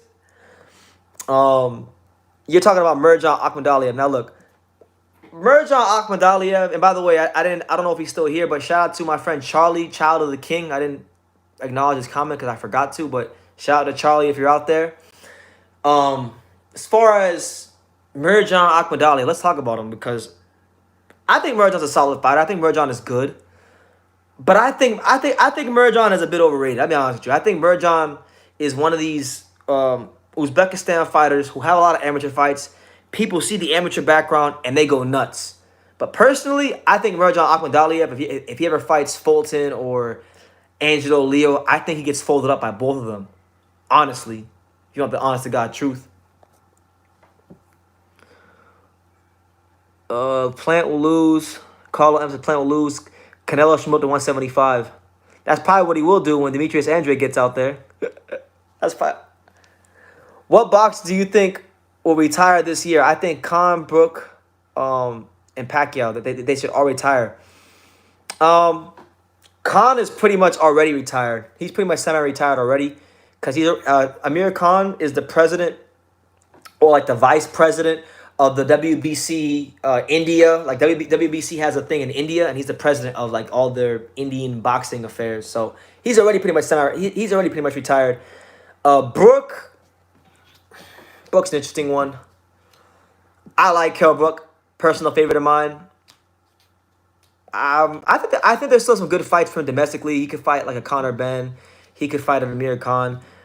Anything outside of that, I'm not really too interested in. Maybe he could fight somebody at 154 who's like lower in the top 15, but I don't know. Maybe Kell Brook gets a big domestic fight, or maybe he tries to make a run at 154 for a title, but I think his options are very limited when you consider his health. Triple G should definitely retire because he shows no ambition to do anything. He's sitting on his ass waiting for a Canelo stimulus check. He's another one. He could be fighting Demetrius Andrade in a unification fight, and he's content to sit on his ass and wait till all the way to the end of the year, December 31st, to fight Ryota Murata in Japan. So he should retire. And you said Pacquiao. Nah. Pacquiao still wants to fight. Pacquiao's still one of the best fighters out there. So I would like to see Pacquiao fight Crawford, but that's probably not going to happen. So if he can't get the Crawford fight, then I guess I'd like to see him retire too. I heard somebody that I know in boxing that I met recently, they told me that Pacquiao's probably going to fight Mikey Garcia next. So that'd be a good fight to retire on. Have that fight, call it a day. You've had a great career in the sport of boxing. I'll leave it at that. BT, tell the chat who Logan Paul style reminds me of. The bootleg version of Muhammad Ali. It's funny. Do I think the judges will favor Figueroa? Yes, I do. I do, actually. Because he's a younger guy. He's the establishment guy, so to speak. But I also think at this point he's a better fighter. So we'll see what happens. Maybe I wind up going. GGG doesn't even fight anymore. He doesn't. I mean, look. He fought Camilo Schmerta, a complete mismatch in December. And that fight took forever to happen. So I think just hang it up, man. I like Triple G. He was once one of the best fighters this sport had to offer. But if you're not really showing that ambition, then it is what it is. You gotta hang it up. Ruben Crespo says, yo champ, I heard that Floyd Logan Paul tickets aren't selling. I wonder if it's true. I don't know. I can't really say. What I can tell you is I'm going to be at that fight because I'll be covering it. I just today or yesterday I just found out I'm getting a press pass for it. So, I'll be there. What do you think about Chris Colbert and Lil B Hop? Oh, I love Lil B Hop. I think Chris Colbert is one of the He's maturing well. He's looking great in these fights. You know, I was very impressed with his last outing against Jaime Arboleda. Looked great. I'm very disappointed though that following that performance, you know, following all these improvements that he's making, that he's decided that he's gonna be fighting Gamboa. Horrible fight. Don't want to see it. But I think he's one of the best fighters at 130. And if Shakur Stevenson doesn't start making that full transition to the pros and breaking some of these amateur habits, I think that fight with him and Colbert is going to be very close if it ever happens. But Colbert is an excellent fighter. An excellent fighter. Oh, my God. Yo, this watch is shining.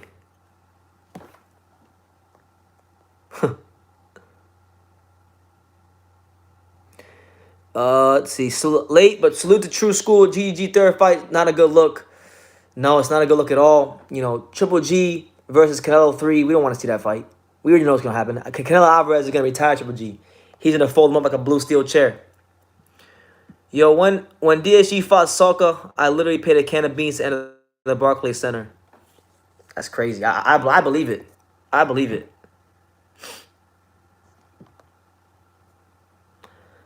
I think Ramirez will beat Taylor. Oh, that's a tough one, and I hate to go against the gambler because the gambler is very correct. He's very good when it comes to these predictions. But I'm going with Taylor. Taylor's the goods.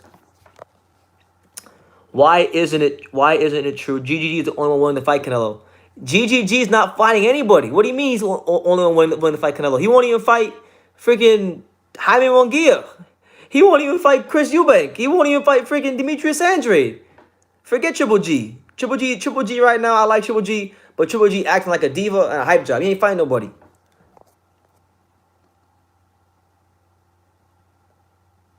Triple G, Canelo 3 shouldn't even be talked about or mentioned. So it's not a good fight. Triple G isn't fighting with nobody. He's not fighting with nobody. He fights Schmerta and Steve Rolls. Guys I barely know about. And I live this sport. Boxing is my life. From the day I wake up from the moment I wake up to the moment I go to sleep, all I think about is freaking boxing. BT, Jose Ramirez, he will be the first Mexican undisputed champion, something he can take away from Canelo. Jose Ramirez is American, Hyro. He's American. He was born in America. He's an American.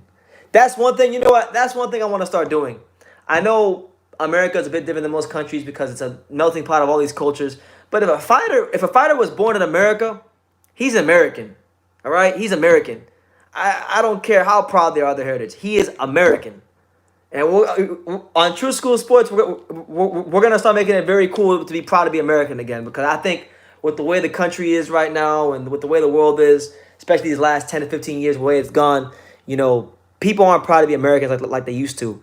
But I got something planned, real special plan for True School Sports. We're going to be proud to be Americans here on this channel. Do you think the judges are going to favor Ramirez? That's a great question. I don't know. I don't know. It's interesting because if Taylor wins this fight, the UK has the next global. They have another star. If Ramirez wins, then he's the next Mexican. He's the next American star, not Mexican American because he's not. He was born here. American Mexican star. They probably will. I'm not gonna lie to you. I think they will, unless Taylor wins the fight extremely decisively. I mean, truthfully speaking, if we look at the career of Ramirez, a lot of people thought he lost the Cepeda fight, and he got a decision there. Some people, very few, but some people thought he lost against Postal. I was one of them, and he got the decision there. So we'll see, man. If you take a zebra out of Africa and put it in America, it is still a zebra. Some comedian. Whatever that means. Dan, when he was dissing TFE with Lopez, he barely spoke English. I don't know, man. But look, there's a lot of good things happening in boxing coming up soon. Right now we're still talking about Canelo because there's not really much going on this week. The following weekend is the fight. It is the second best fight of the year. I won't say it's the best because the best fight of the year, the best fight of the year, and the biggest fight of the year. It already happened. Chocolatito versus Estrada, the rematch. All right, that was the best fight of the year. But the second best fight of the year, Taylor Ramirez, it's happening. You're getting a very rare scenario. You're getting two fighters that aren't divas, undefeated, in their prime, at their best, not wasting time, going straight to the glory, going straight to the glory, and fighting for undisputed. And it's gonna be a momentous occasion for boxing, a great occasion for the boxing fans, and I'm excited about it. I think my pick for the fight right now is Josh Taylor UD. Although I'm very, very, very, very, very worried about him getting a decision. We'll see. Carlo M says, "Who can beat Canelo?" True School. Listen, if you're on this channel for the first time, I'll forgive you, but you already know who I think will beat Canelo Alvarez, Demetrius Andrade, the Fighting Pride of Rhode Island, the 2008 U.S. Olympian, U.S. World Amateur Champion, World Amateur Champion, multiple times National Golden Gloves, 2 division undefeated champion, barely ever loses a round, one of the best that not just America has to offer, but boxing in general has to offer. Make it happen. That's why I think it could be Canelo, or the guy that I think would be his toughest fight. BT, do you really think Boo Boo Andre has a chance of beating Canelo? Would you bet on Boo Boo? I think Canelo would destroy. I'm going to. When that fight happens, I'm gonna do something I've never done before. I'm going to bet on boxing. I'm going to bet on boxing. I don't bet on boxing. I can make money betting on boxing if I wanted to, but I don't like betting on boxing because number one, I don't have money to lose like that, and number two, with boxing, it's like it's the only sport where you could be right and be wrong if the decision doesn't go your way, you know. So that's why I don't normally bet on it. But for this fight, fuck it. I'm gonna have so much fun with it. Listen, you guys should have wanted the Demetrius Andrade Canelo Alvarez fight to happen just off the fact that the content on this channel is gonna be the best. That will be the best fight week on this channel ever if they fight. You're gonna have me betting on fights. I'm gonna go to the fight. I'm gonna interview the Canelo fans. I'm gonna tell them Demetrius Andrade is gonna beat the shit out of him. They're gonna say no, he hasn't fought nobody. It's gonna be fun. We're gonna have a lot of fun when that fight happens. If it happens, I can't even say when. If it happens. So when he beats Canelo, then what? Then all you can say is Canelo Alvarez is a damn great fighter. He's one of the best fighters that the country of Mexico's ever produced. Shout out to him. That's what I'll say if he beats him. And then if he beats him, fuck it, he can retire for all I care, and he's good with me. Know what I'm saying? Didn't Liam Williams give Boo Boo Andrade a hard time? I mean, he had some success. You know, people aren't accustomed to seeing they're not accustomed to seeing Demetrius Andrade lose rounds. So when a guy wins 2 or 3 rounds, they go crazy. It was like it reminds me of when Floyd was fighting. When Floyd was fighting, and he would lose a round or two. Like when he fought Zab Judah, everybody said, "Oh, Zab Judah exposed Floyd," and people go nuts. And it's the same thing with Demetrius Andrade. He barely loses rounds, and you know, and if he does, it's only 1 or 2. So if he loses 2 or 3 and looks vulnerable, then they go crazy. So I was there. I was one of the very, very, very few people that were there in at Boo Boo's last fight. Liam Williams was tough. He was game. He was hurt. He landed a right hand. You know, Boo Boo buckled a little bit, but he survived the storm and won 10 rounds. Had a knockdown. He won 10 rounds. Had a knockdown. That's not a competitive fight. And the thing is too, because I'll be honest, the expectation for Liam Williams in that fight was so low that any success was going to be exasperated and exaggerated to epic proportions. And that's what's happened. Ever since that fight, people have taken the bits of success that Liam Williams has had in that fight, and they've exaggerated it to no end. He did good. I respect Liam Williams. He's a good, credible fighter. You know, solid guy. I think the fight I want to see, I'll tell you a fight I'd love to see. I would love to see Jaime Munguia fight Liam Williams. That's the fight I'd want to see. Because I want to see if how Liam Williams does against that kind of opposition. You know, the Jaime Munguia level. You know, and then that would tell you about how good that performance was from Demetrius Andrade. Because I'll be honest with you, I don't think Jaime Munguia would stop Liam Williams, and I think it'd be a very tough fight for him. We've seen Jaime Munguia in the past have problems with Dennis Hogan and his last fight with Toriano Johnson. Liam Williams is a good, strong, sturdy, tough 160-pounder who, as we saw in the Demetrius Andrade fight, he's willing to do whatever he can to win a fight. You know, he'll box out the rules. He'll tackle you like an MMA fighter. He'll throw elbows if he has to. He'll do whatever he's got to do. So, Liam Williams, I have a lot of respect for him. Even though he tried to have an MMA fight, he was on his whole Khabib shit again when he fought Demetrius Andrade. He was in there looking like freaking Usman and Francis Ngannou. Was Boo Boo Andrade really hurt Liam Williams? I'd have to go back and watch it, but I remember from where I was sitting, Liam caught him with the right hand. He caught him with the right hand, and I just remember his legs weren't the most stable. But either way, it was a tough fight, and Liam Williams made Demetrius Andrade had to earn that victory.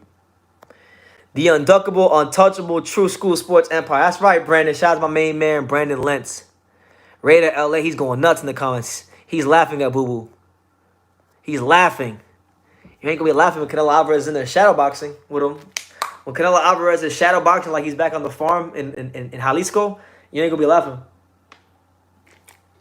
Make it happen, man. I don't know why I don't understand, man. I really don't understand why people like even if you think the fight's not competitive.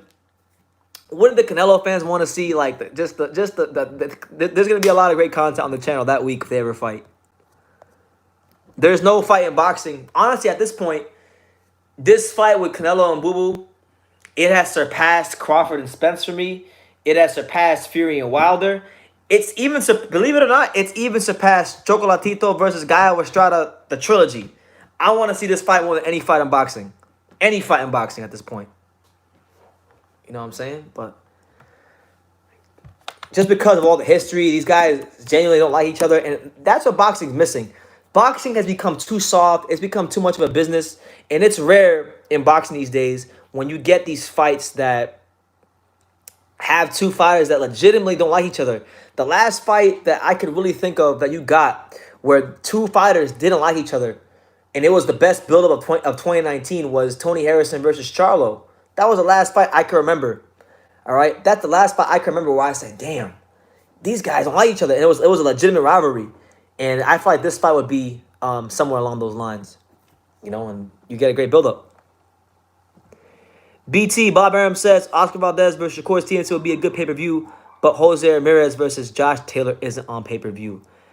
That's ridiculous. That's ridiculous. Oscar Valdez, credit to him, he got a big knockout against Burchell. He did what many people said he wasn't going to do, and he knocked out Burchell in devastating fashion. But that's not no pay-per-view. That is not no pay-per-view fight. Shakur Stevenson's not a big name like that either. If anything, this fight, I feel like this fight with Ramirez and Taylor, it could be pay-per-view, but it had to be a very cheap pay-per-view because these guys aren't known like that. But if they had done I think Top Rank could have actually. I think Top Rank dropped the ball at the promotion for this fight because the minute that fight was signed, they should have been promoting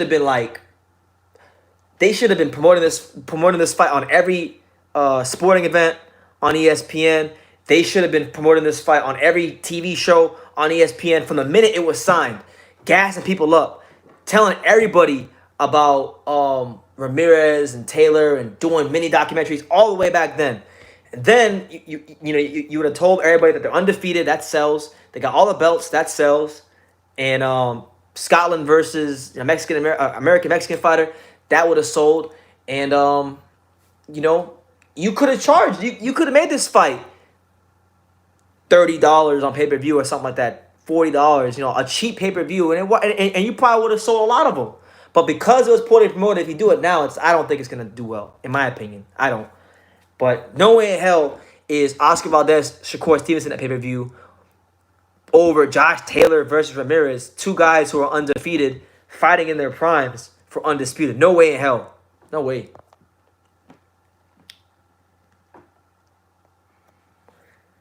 Against what fighters or what fighter did you see Andrade beat that you said, wow, Boo Boo Andrade beat Canelo? All of them. Every performance. Every performance. Because in every fight, Boo Boo Andrade has a different style. His style never stays the same from fight to fight.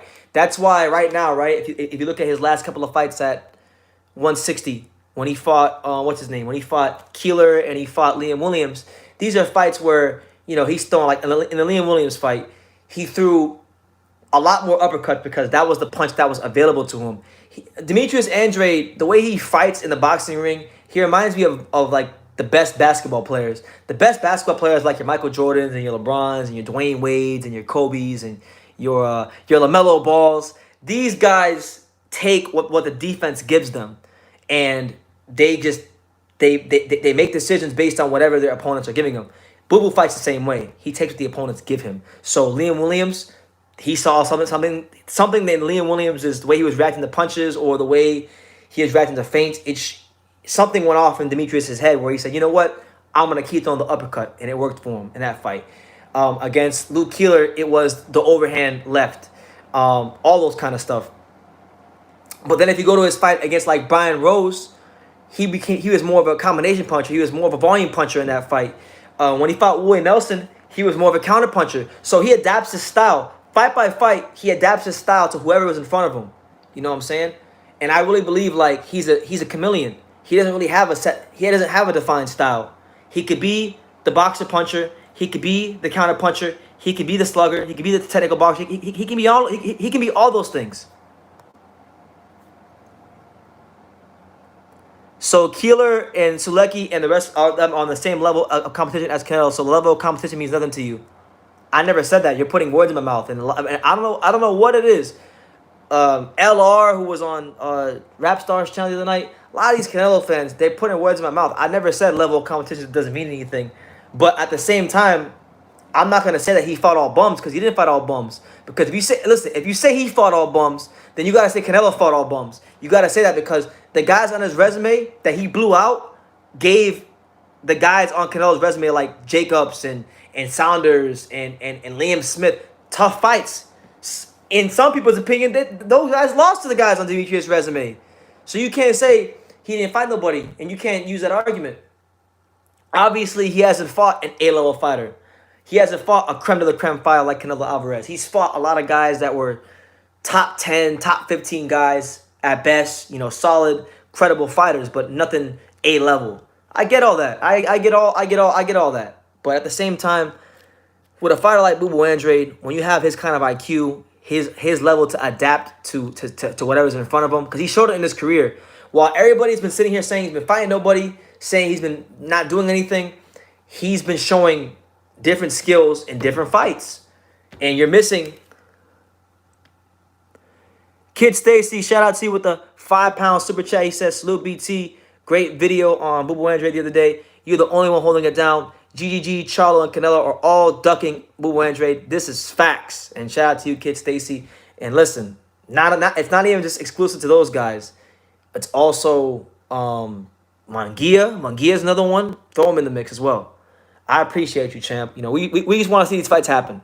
At the end of the day, we just want to see these fights happen. It's not about me wanting to see just wanting to see Canelo lose. I mean, if he loses, that's great. If he wins, that's great too. It doesn't make no difference to me. I just want to see the fight. I'm a boxing fan. I'm somebody that travels around the country to go to these damn fights.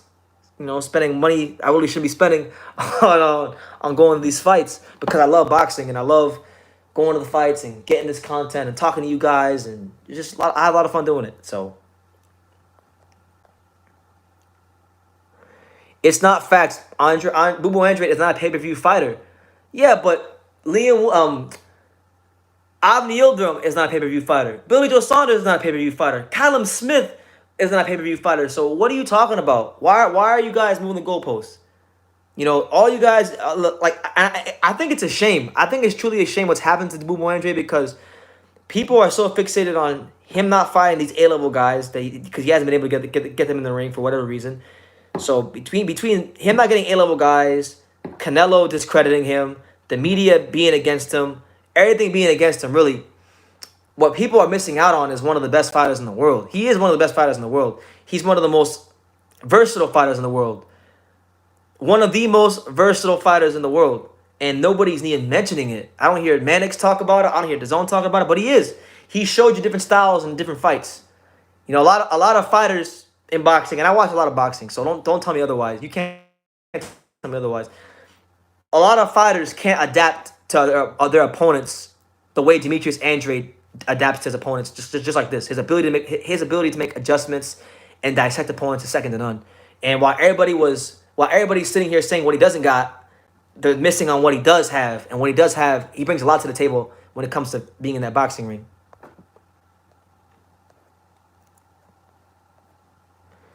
BT, you know the real undisputed fighter. You know the real undisputed fight, Mister. Keep running your mouth. Whenever I introduce Jamil Charlo to my friends, I always show them Charlo in the sauna. That's the best clip to show, cause he stay strapped up in the sauna, man. Yeah. Andrade is good against lower tier fighters.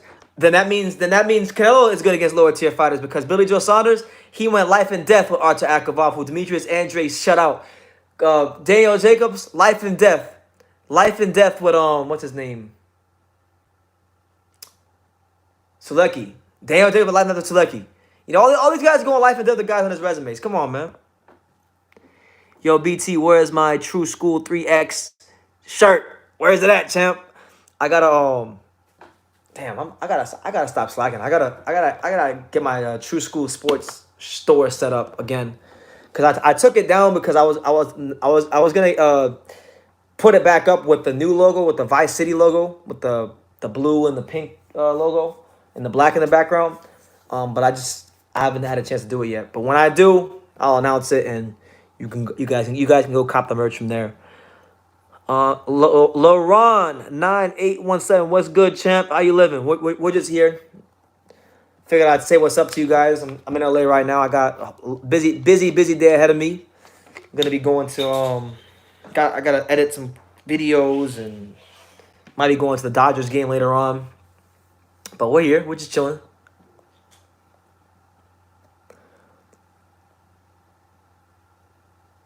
Yeah, see, the gambler is waiting for it.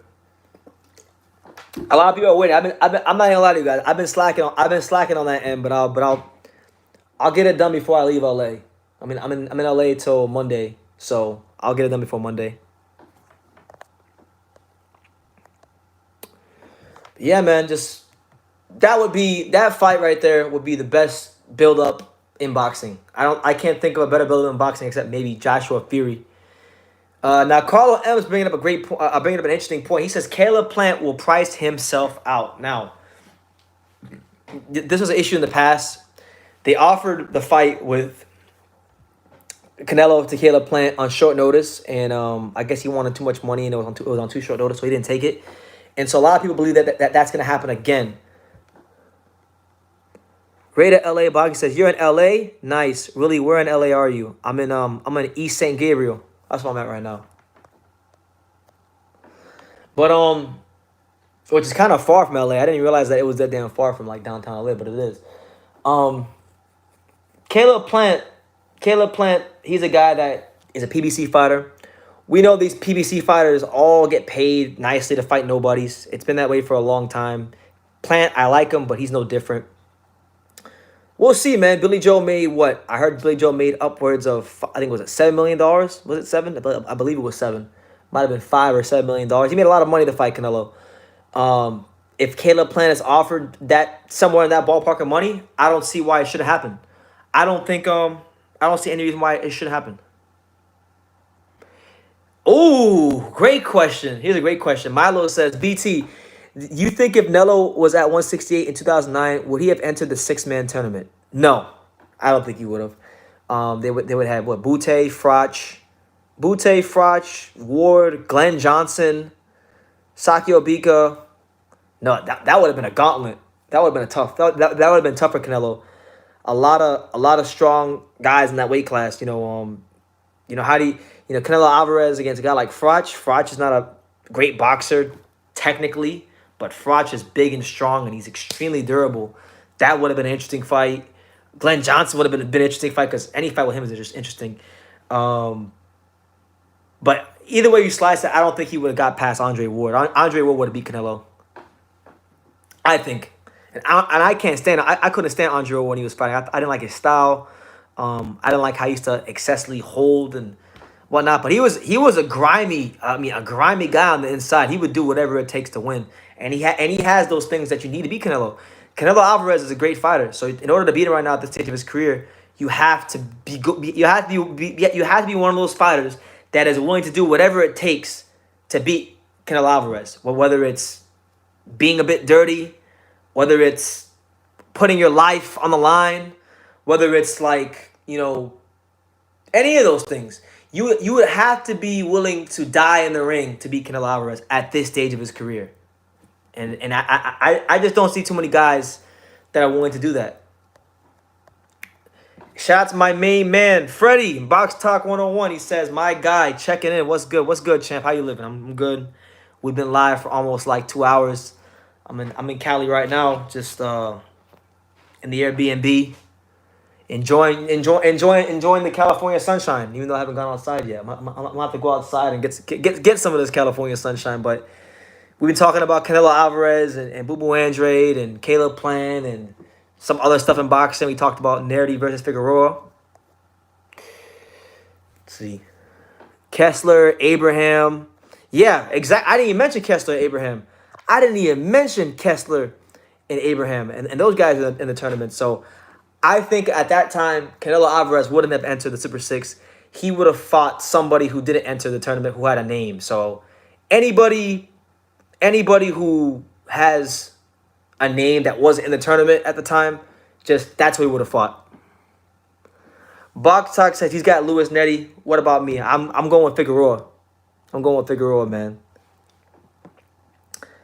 But I'll be honest, I gotta go watch some more tape. But just off of like what I can remember about both of them, I'm leaning slightly towards Figueroa right now. I think his pressure, his youth, is gonna break him down. Jermaine Taylor, oh my God, you talk about a crazy dude that's willing to die in the ring. Jermaine Taylor, another one.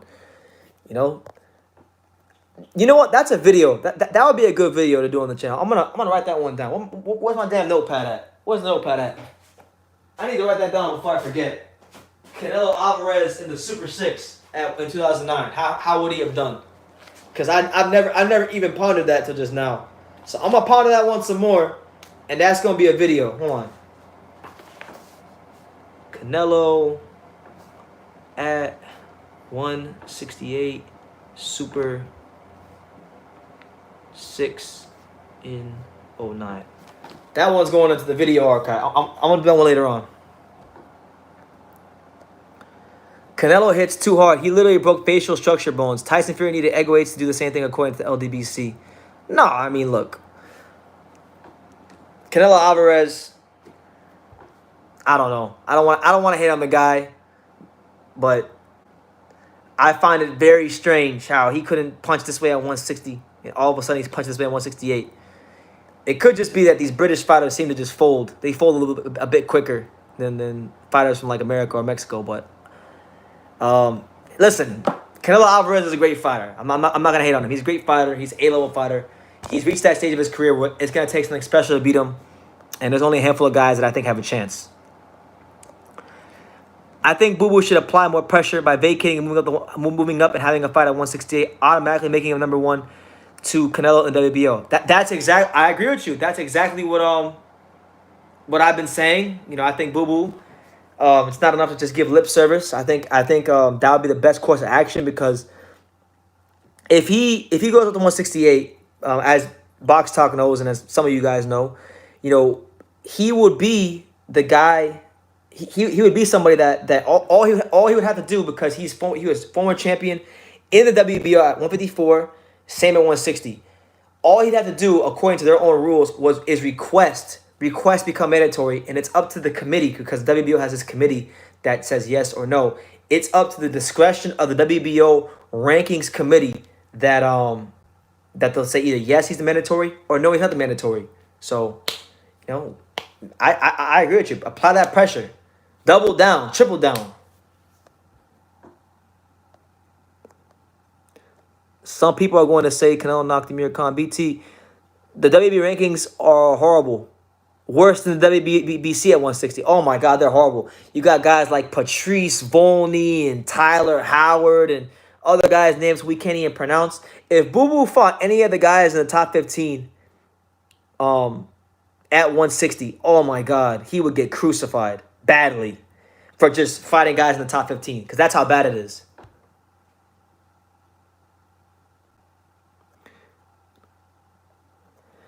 You don't use the notes in your the notes app in your phone, bro. Well, I'm on my phone right now. I'm streaming on my phone, so that's why I wrote it on paper because I didn't feel like exiting the live and doing that. It's crazy y'all say Canelo ducked Andre and ducked Andre Charlo. Okay, whatever. Um, Canelo is the face of boxing. You just came from the best and biggest boxing match you have ever attended. It wasn't the best. It clearly, I'm telling you right now, it may have been the biggest in terms of the crowd, but it sure as hell wasn't the best. No way. Chocolatito versus Cuadras or Chocolatito versus Estrada is hands down top two best fights I've ever gone to in my life. Especially the Cuadras fight at the Forum. There was like 9,000 people there, and it felt like the 70,000 at the Canelo Stadium at the Cowboy Stadium when Canelo fought. You had 60% of the crowd at the Forum. She's saying Nicaragua, cheering Chocolatito, and the Mexican fans. There were like 15 fights in the stands that day. That was hands down the best fight I've ever gone to. And then Chocolatito Estrada 2 is like right there with it. It's like right there. And I'm not just saying this because I'm a Chocolatito fan. The view was better. The seating was better. At Cowboy Stadium, the ring is so damn far from the seats. I mean, you had to go like this, and then it gets to a point where you don't even know who's who, and you gotta look up at the jumbotron. Like, come on, man. It was great. It was fun to be around, but it wasn't the best fight I've ever gone to. It might be the best event, if you want to call it that, because of the crowd and whatnot. It was cool, it was great, but it wasn't the best fight I've ever gone to. No way, no way. It's like maybe the fourth.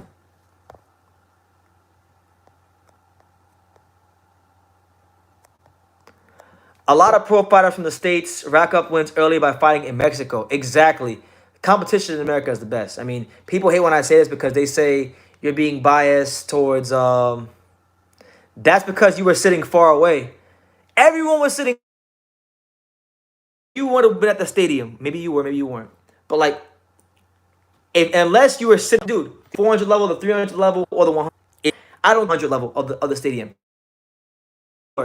Everyone was sitting far from the ring, so I'm not exaggerating. Ask anybody who's been to Cowboy Stadium. It gets to a point where you gotta freaking look up at the damn jumbotron because you're so far from the ring. Cowboy Stadium is a football stadium.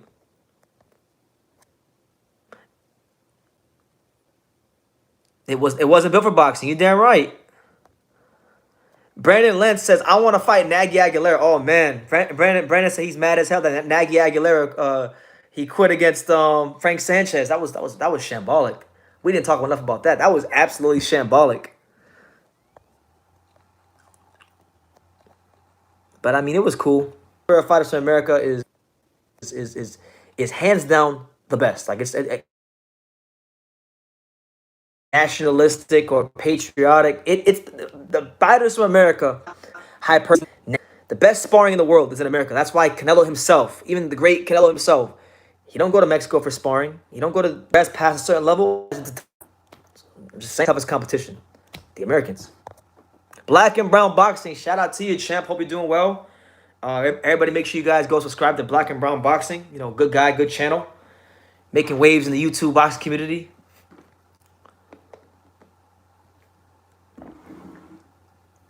I need to turn on my notifications icon for your channel. I can live on this live chat.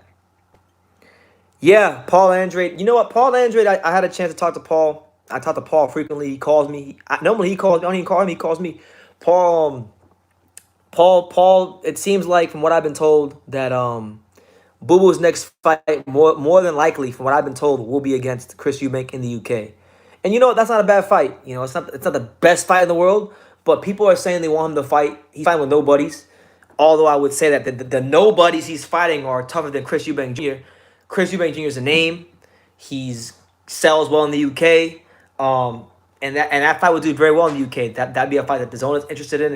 And truly, Eubank is probably one of the only viable options at 160 for Boo Boo because the champions don't want to fight him. So make it happen. Raiders saying that Eubanks has a good chance to beat Boo Boo. I don't know. You might be right. You know, Eubank's a guy that's improving under Roy Jones. You know, I can't really make too much of his last fight against Marcus Morrison because it was such a mismatch, and he could fight in spurts whenever he wanted to. If you watch that fight, Marcus Morrison had success when he pressed him, but Marcus Morrison, he has that British amateur style where it's just extra proper. It's 1-2, and there's not much with it. He doesn't have an extra gear he can get to make Chris Eubank Jr. have to fight when he doesn't want to fight. So with that being said, Eubank, Chris Eubank Jr. is gonna have to, actually not fight in spurts this fight. And Roy Jones is improving him. He's made him a more patient fighter. But I think the fight is too early in his development right now. If he had a couple fights under Roy Jones, maybe like 2 or 3 fights, and was getting some good wins, like if he fought like some of the guys that Boo Boo was beating, like Liam Williams and Sulecki and guys like that, and looked good and was improving and getting more confidence under Roy Jones, I would say, you know what, this is a damn good fight. But right now, I just think it's too early in their little partnership for him to be fighting Boo Boo Andrade. You know, Eubank is conditioned very well. He fights hard. He can throw good hard combinations, but a lot of times too, when he throws these combinations, he's very open to get countered. Marcus Morrison had success countering him. Boo Boo is a fighter that dissects opponents very, very quickly. So if there's even one chink in your armor, it'll be figured out normally in the first round or two, and you'll more than likely get dropped. So I think it's a great fight. You know, I like the fight a lot. You know, for both of them because Eubank is a name. He's gonna come to fight. We know that much. And if Eubank could beat Boo Boo Andrade, then how great is that? The Canelo Alvarez fans don't even have to deal with Boo Boo Andrade, and you guys can come here and let me have it and say he was a hype job and he got exposed.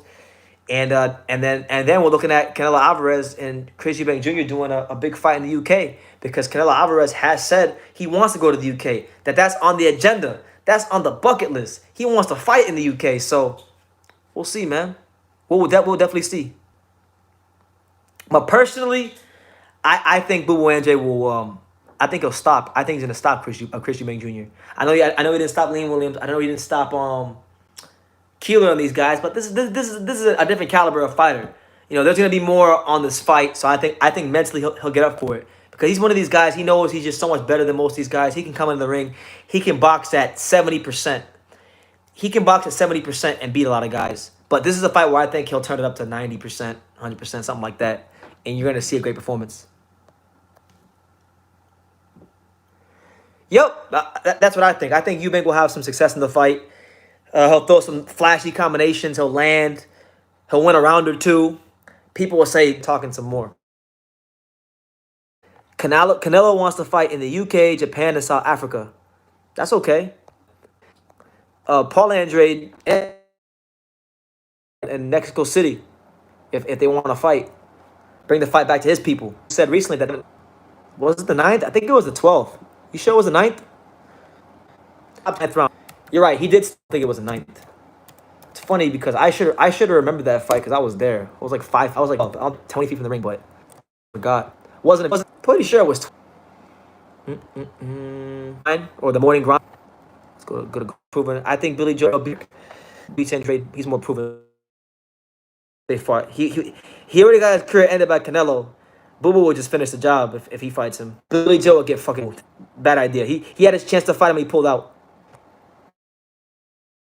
You know, he didn't want that smoke because he was about to get embarrassed. Billy Joe nasal spray. Joe Saunders don't throw no body punches.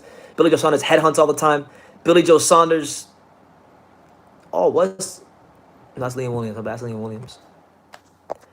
I had a lot of high hopes with Billy Joe to make it a better fight than it was, but honestly, with as the fight got closer and I just got deeper into the tape, I said, "Fuck, this is not gonna end well for Billy Joe." But I stuck with my pick because I'm the kind of guy that sticks with his picks. If I make a prediction, I stick with it normally. But when I went back and I watched like the Lara fight and I was watching these other fights, I'm like, oh no, Canelo gonna chop this dude up. Because I was sitting with my boy Sean Tatel from Fight Hype. We were at the hotel watching the fight, the Lara fight, and I was like, wow, like the body punch of Canelo was better than I remembered it in the Lara fight. It was 9 rounds. Damn, you're right. Yeah, it was 9 rounds. And shouts my boy Freddie, my main man Freddie. Box Talk 101. He said, "Here, bro, just take my money. Keep up the good work." Hey, I appreciate it, man. I appreciate it. And the good work will be kept up. It's been kept up year after year after year, and it only gets better. It's like a fine wine. We only get better. We mature like these heavyweights. You know, the heavyweights don't hit their primes like 33, 34. I'm like 26, so it's only going to get better. Billy Joe did a good job against Canelo, Raiders says, but Canelo was just too much for Billy. He was. And, you know, I give Billy Joe credit. I think he did very good. He caught a good rhythm in the fight. The problem with Billy Joe in that fight, it's a problem with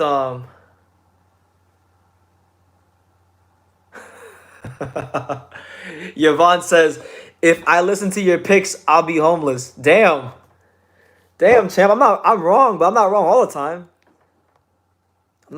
time. It's fucked up.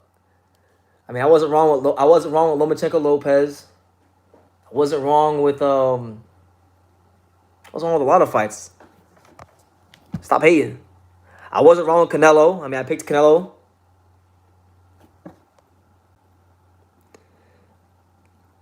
But yeah, nah, Billy Joe is just one of those fighters.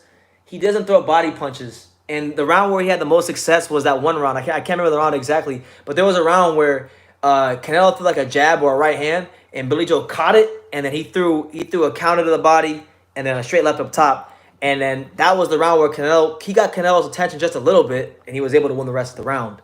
But there was those moments were just too few and far between, you know.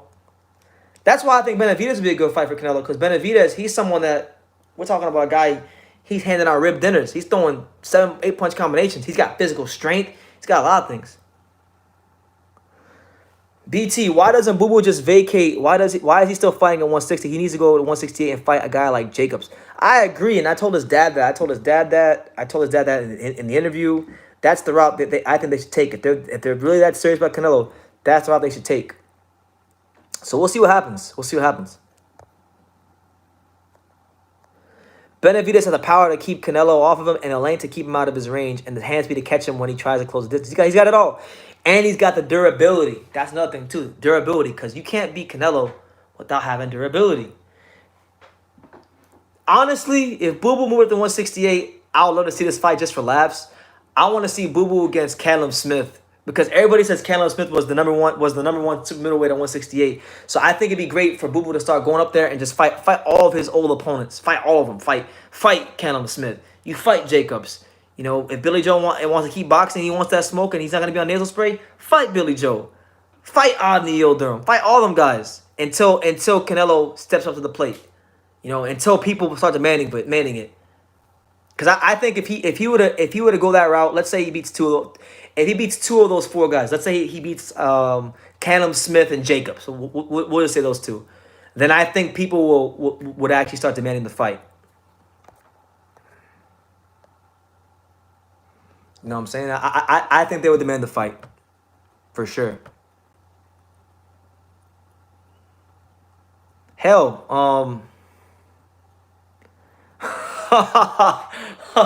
my man Box Talk, he's asking the tough, important questions. He said, did any of us actually think Canelo Smith was number one, though? No, I didn't. I know I didn't. The Canelo Smith fight was one of those fights where nobody was asking for it, but once it got made, people had to rationalize why it was a great fight. So, for example, when Canelo fought Sergey Kovalev, I liked the fight. It was cool, but I wasn't asking for it, you know? And he just fought Anthony Yarde. Same thing with Smith. He didn't become honestly, if we're being honest, he didn't become the number one super middleweight until the Zone told you he was the number one super middleweight when the Canelo fight was signed. He became the number one super middleweight on earth when Canelo Alvarez signed the contract, because that's the narrative they had to push to get people gassed up for that fight. But anybody who watched the John Ryder fight, the Nishiki Hoskin fight, you know, we knew better than that.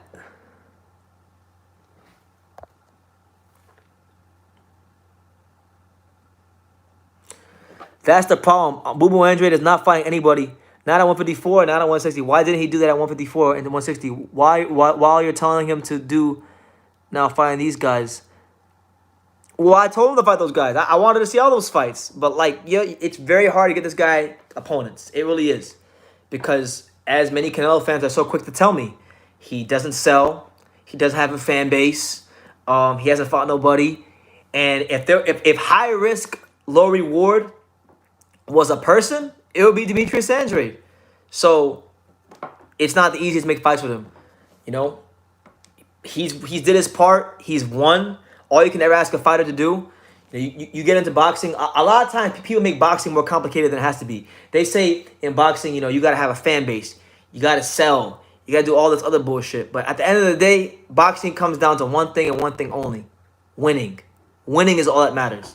And that's what he's done. He's won. He's won.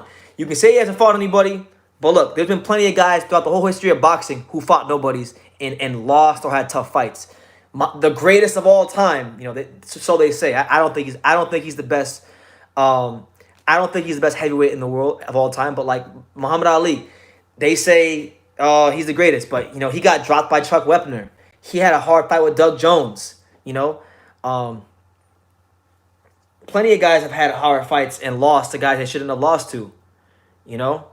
Mike Tyson lost to Buster Douglas.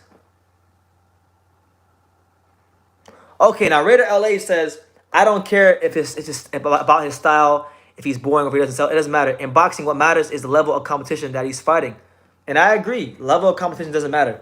It does matter. And he hasn't fought an A-level guy. But that's through no fault of his own. Okay? That's through no fault of his own. He's been ducked and avoided like the plague by everybody. A lot of people bring up Laura. They say, "Oh, he ducked Laura." He didn't duck Laura. They try to make that fight happen. Laura didn't want no smoke. And then when Laura went on a bum bashing tour, and I went to Laura. I went to Laura's bum bashing tour.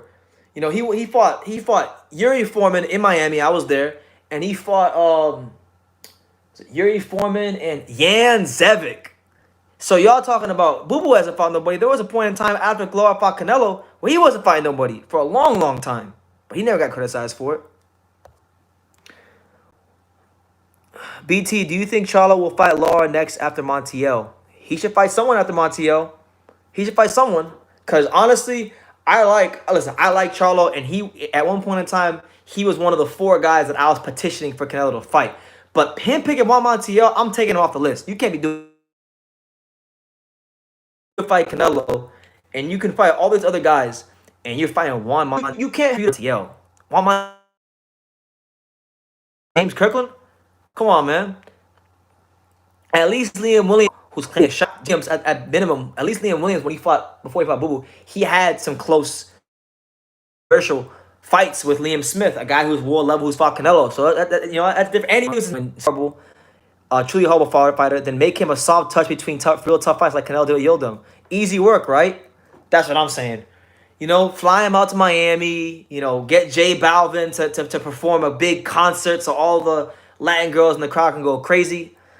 And just make it a celebration of life, and it's all good. Where was I at before the thing broke up? At the end of the day, all you can do is just ask these fighters to win. Boo Boo's done that the same way. Cannon Smith, all he did was win. The same way Billy Joe Smith before he fought Canelo, all he did was win, and I got them to fight. I want to see a Boo Boo Andrade as good as I think he is. I want to see a Boo Boo Andrade as good as he thinks he is. And if he's not as good as he thinks he is, then he'll get blown out by Canelo. If he's not as good as I think he is, he'll get blown out by Canelo. And I'll be here and I'll take all the abuse. All the abuse. I got no problems taking the abuse if I'm wrong.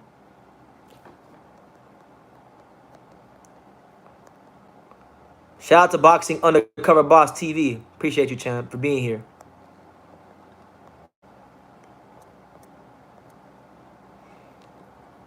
What if he just doesn't want to give Andrade a payday? Canelo should tell a motherfucker to pull up to this gym and fight on IG Live. He should do that. But honestly, look, man, Canelo Alvarez was talking that big boy talk. He was talking about, I'm going to fuck you up right now. And he didn't move from that podium.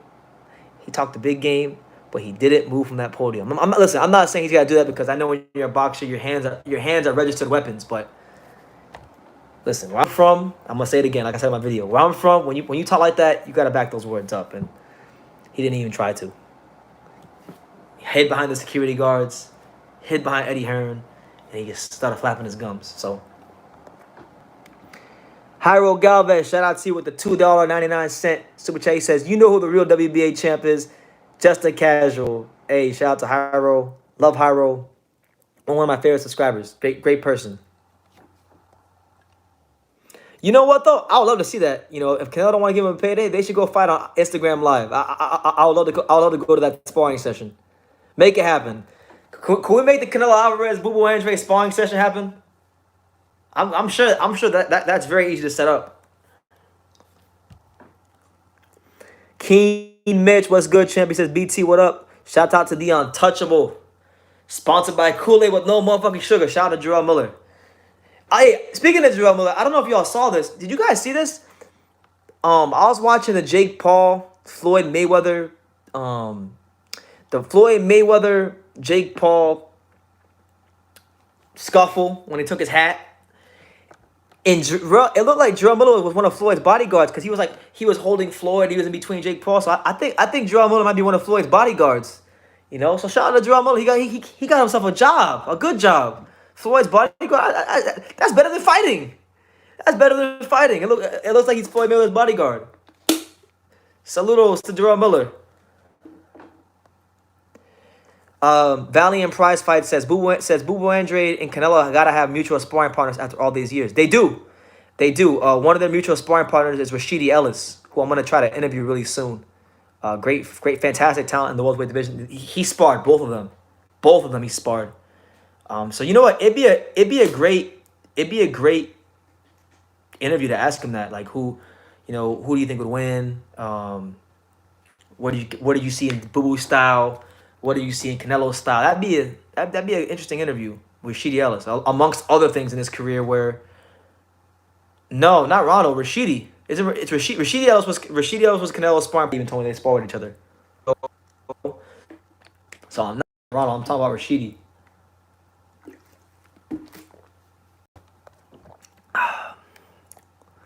But I'm sure there's more than just one. I'm sure there's more than just one sparring partner.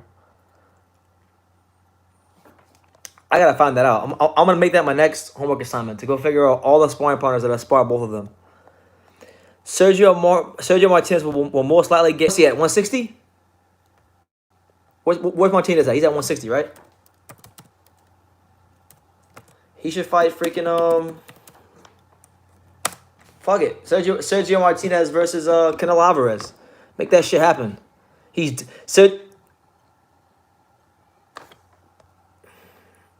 I know Rashidi Ellis is a 147, and I know Bubu spars with everybody. Bubu spars with fighters. Bubu spars with fighters 147 to light heavyweight. The way him and his dad do sparring, for their camps is they don't spar. They don't bring people in to mimic their opponents. They can spar whoever. For example, Bubu could be fighting Arizona Lara, a slick southpaw, and he'll fight like he'll spar like a big light heavyweight who's orthodox, who's a big power puncher, who doesn't move at all. They spar all kinds of styles. That's just how they do their camps. That's why when Bubu fights people, he's so good at making adjustments and he's so good at dissecting fighters because he dissects fighters all the time in sparring. Sergio Martinez, I want him to fight Murata. Can we get Sergio Martinez versus Murata in Japan at the Tokyo Dome with 110,000 people? How about that one? How about Sergio Martinez versus Thomas Cornflake Lamana, who just got starched?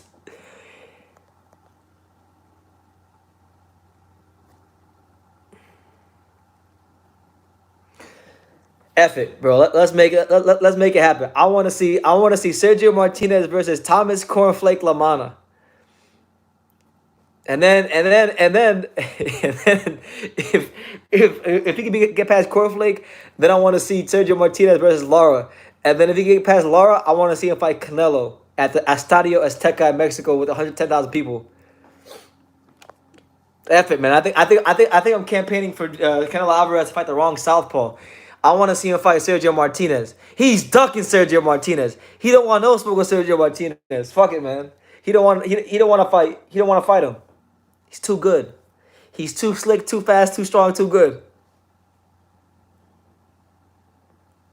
My boy Brian Mendoza went back to camp after beating Thomas Lamana and told Lara, "Easy work, bro. Now you go."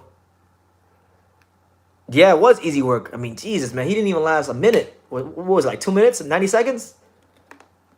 He made Arizona Lara look like freaking Mike Tyson or Mike McCallum or Michael Nunn. Like Triple G.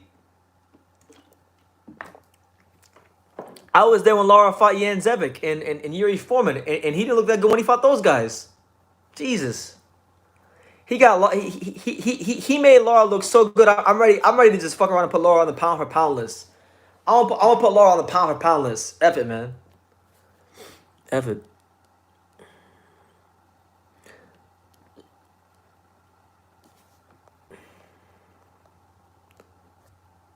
Box Talk says he's got a question. Drop your question, champ. I'm about to get off here soon, so drop the question. If y'all got any questions, I'm getting off here in like 5 minutes because I've got a lot of things I gotta do today. And I do want to go outside. I do want to go outside. I'm probably gonna go eat after this. He gave Cornflake Lamana a dislocated equilibrium. Which call out was more disrespectful, Lara or Boo Boo's?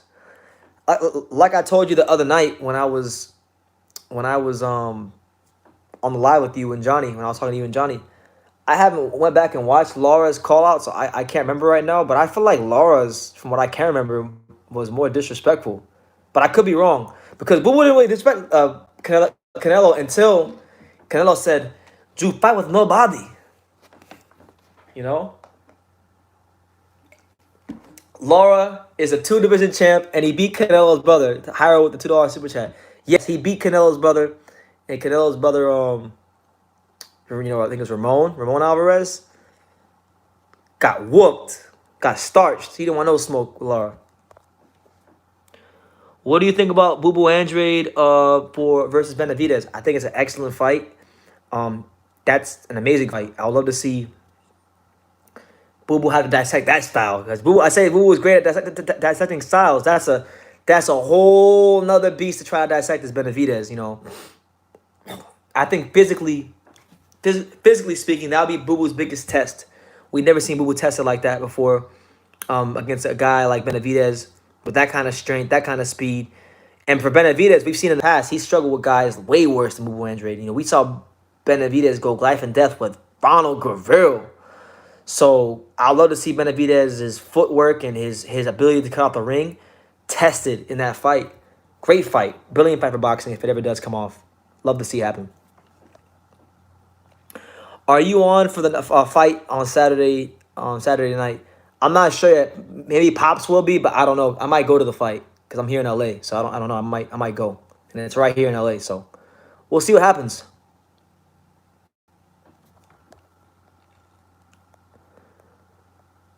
But yeah, I think on that note, guys, I'm going to end the live. I appreciate everybody who's came, who's super chatted, who's dropped a like, a comment. Just some programming reminders for you guys. There will be some sort of live fight reaction on Saturday.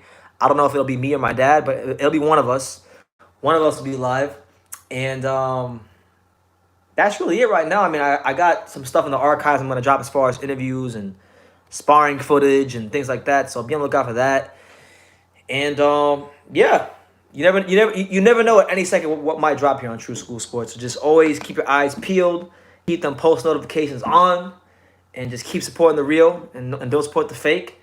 And I'll see you guys when I see you guys. But like I say in every single one of these videos, you can love me or you can hate me, but I'm just Kid from Daniel. So until next time, take care, guys.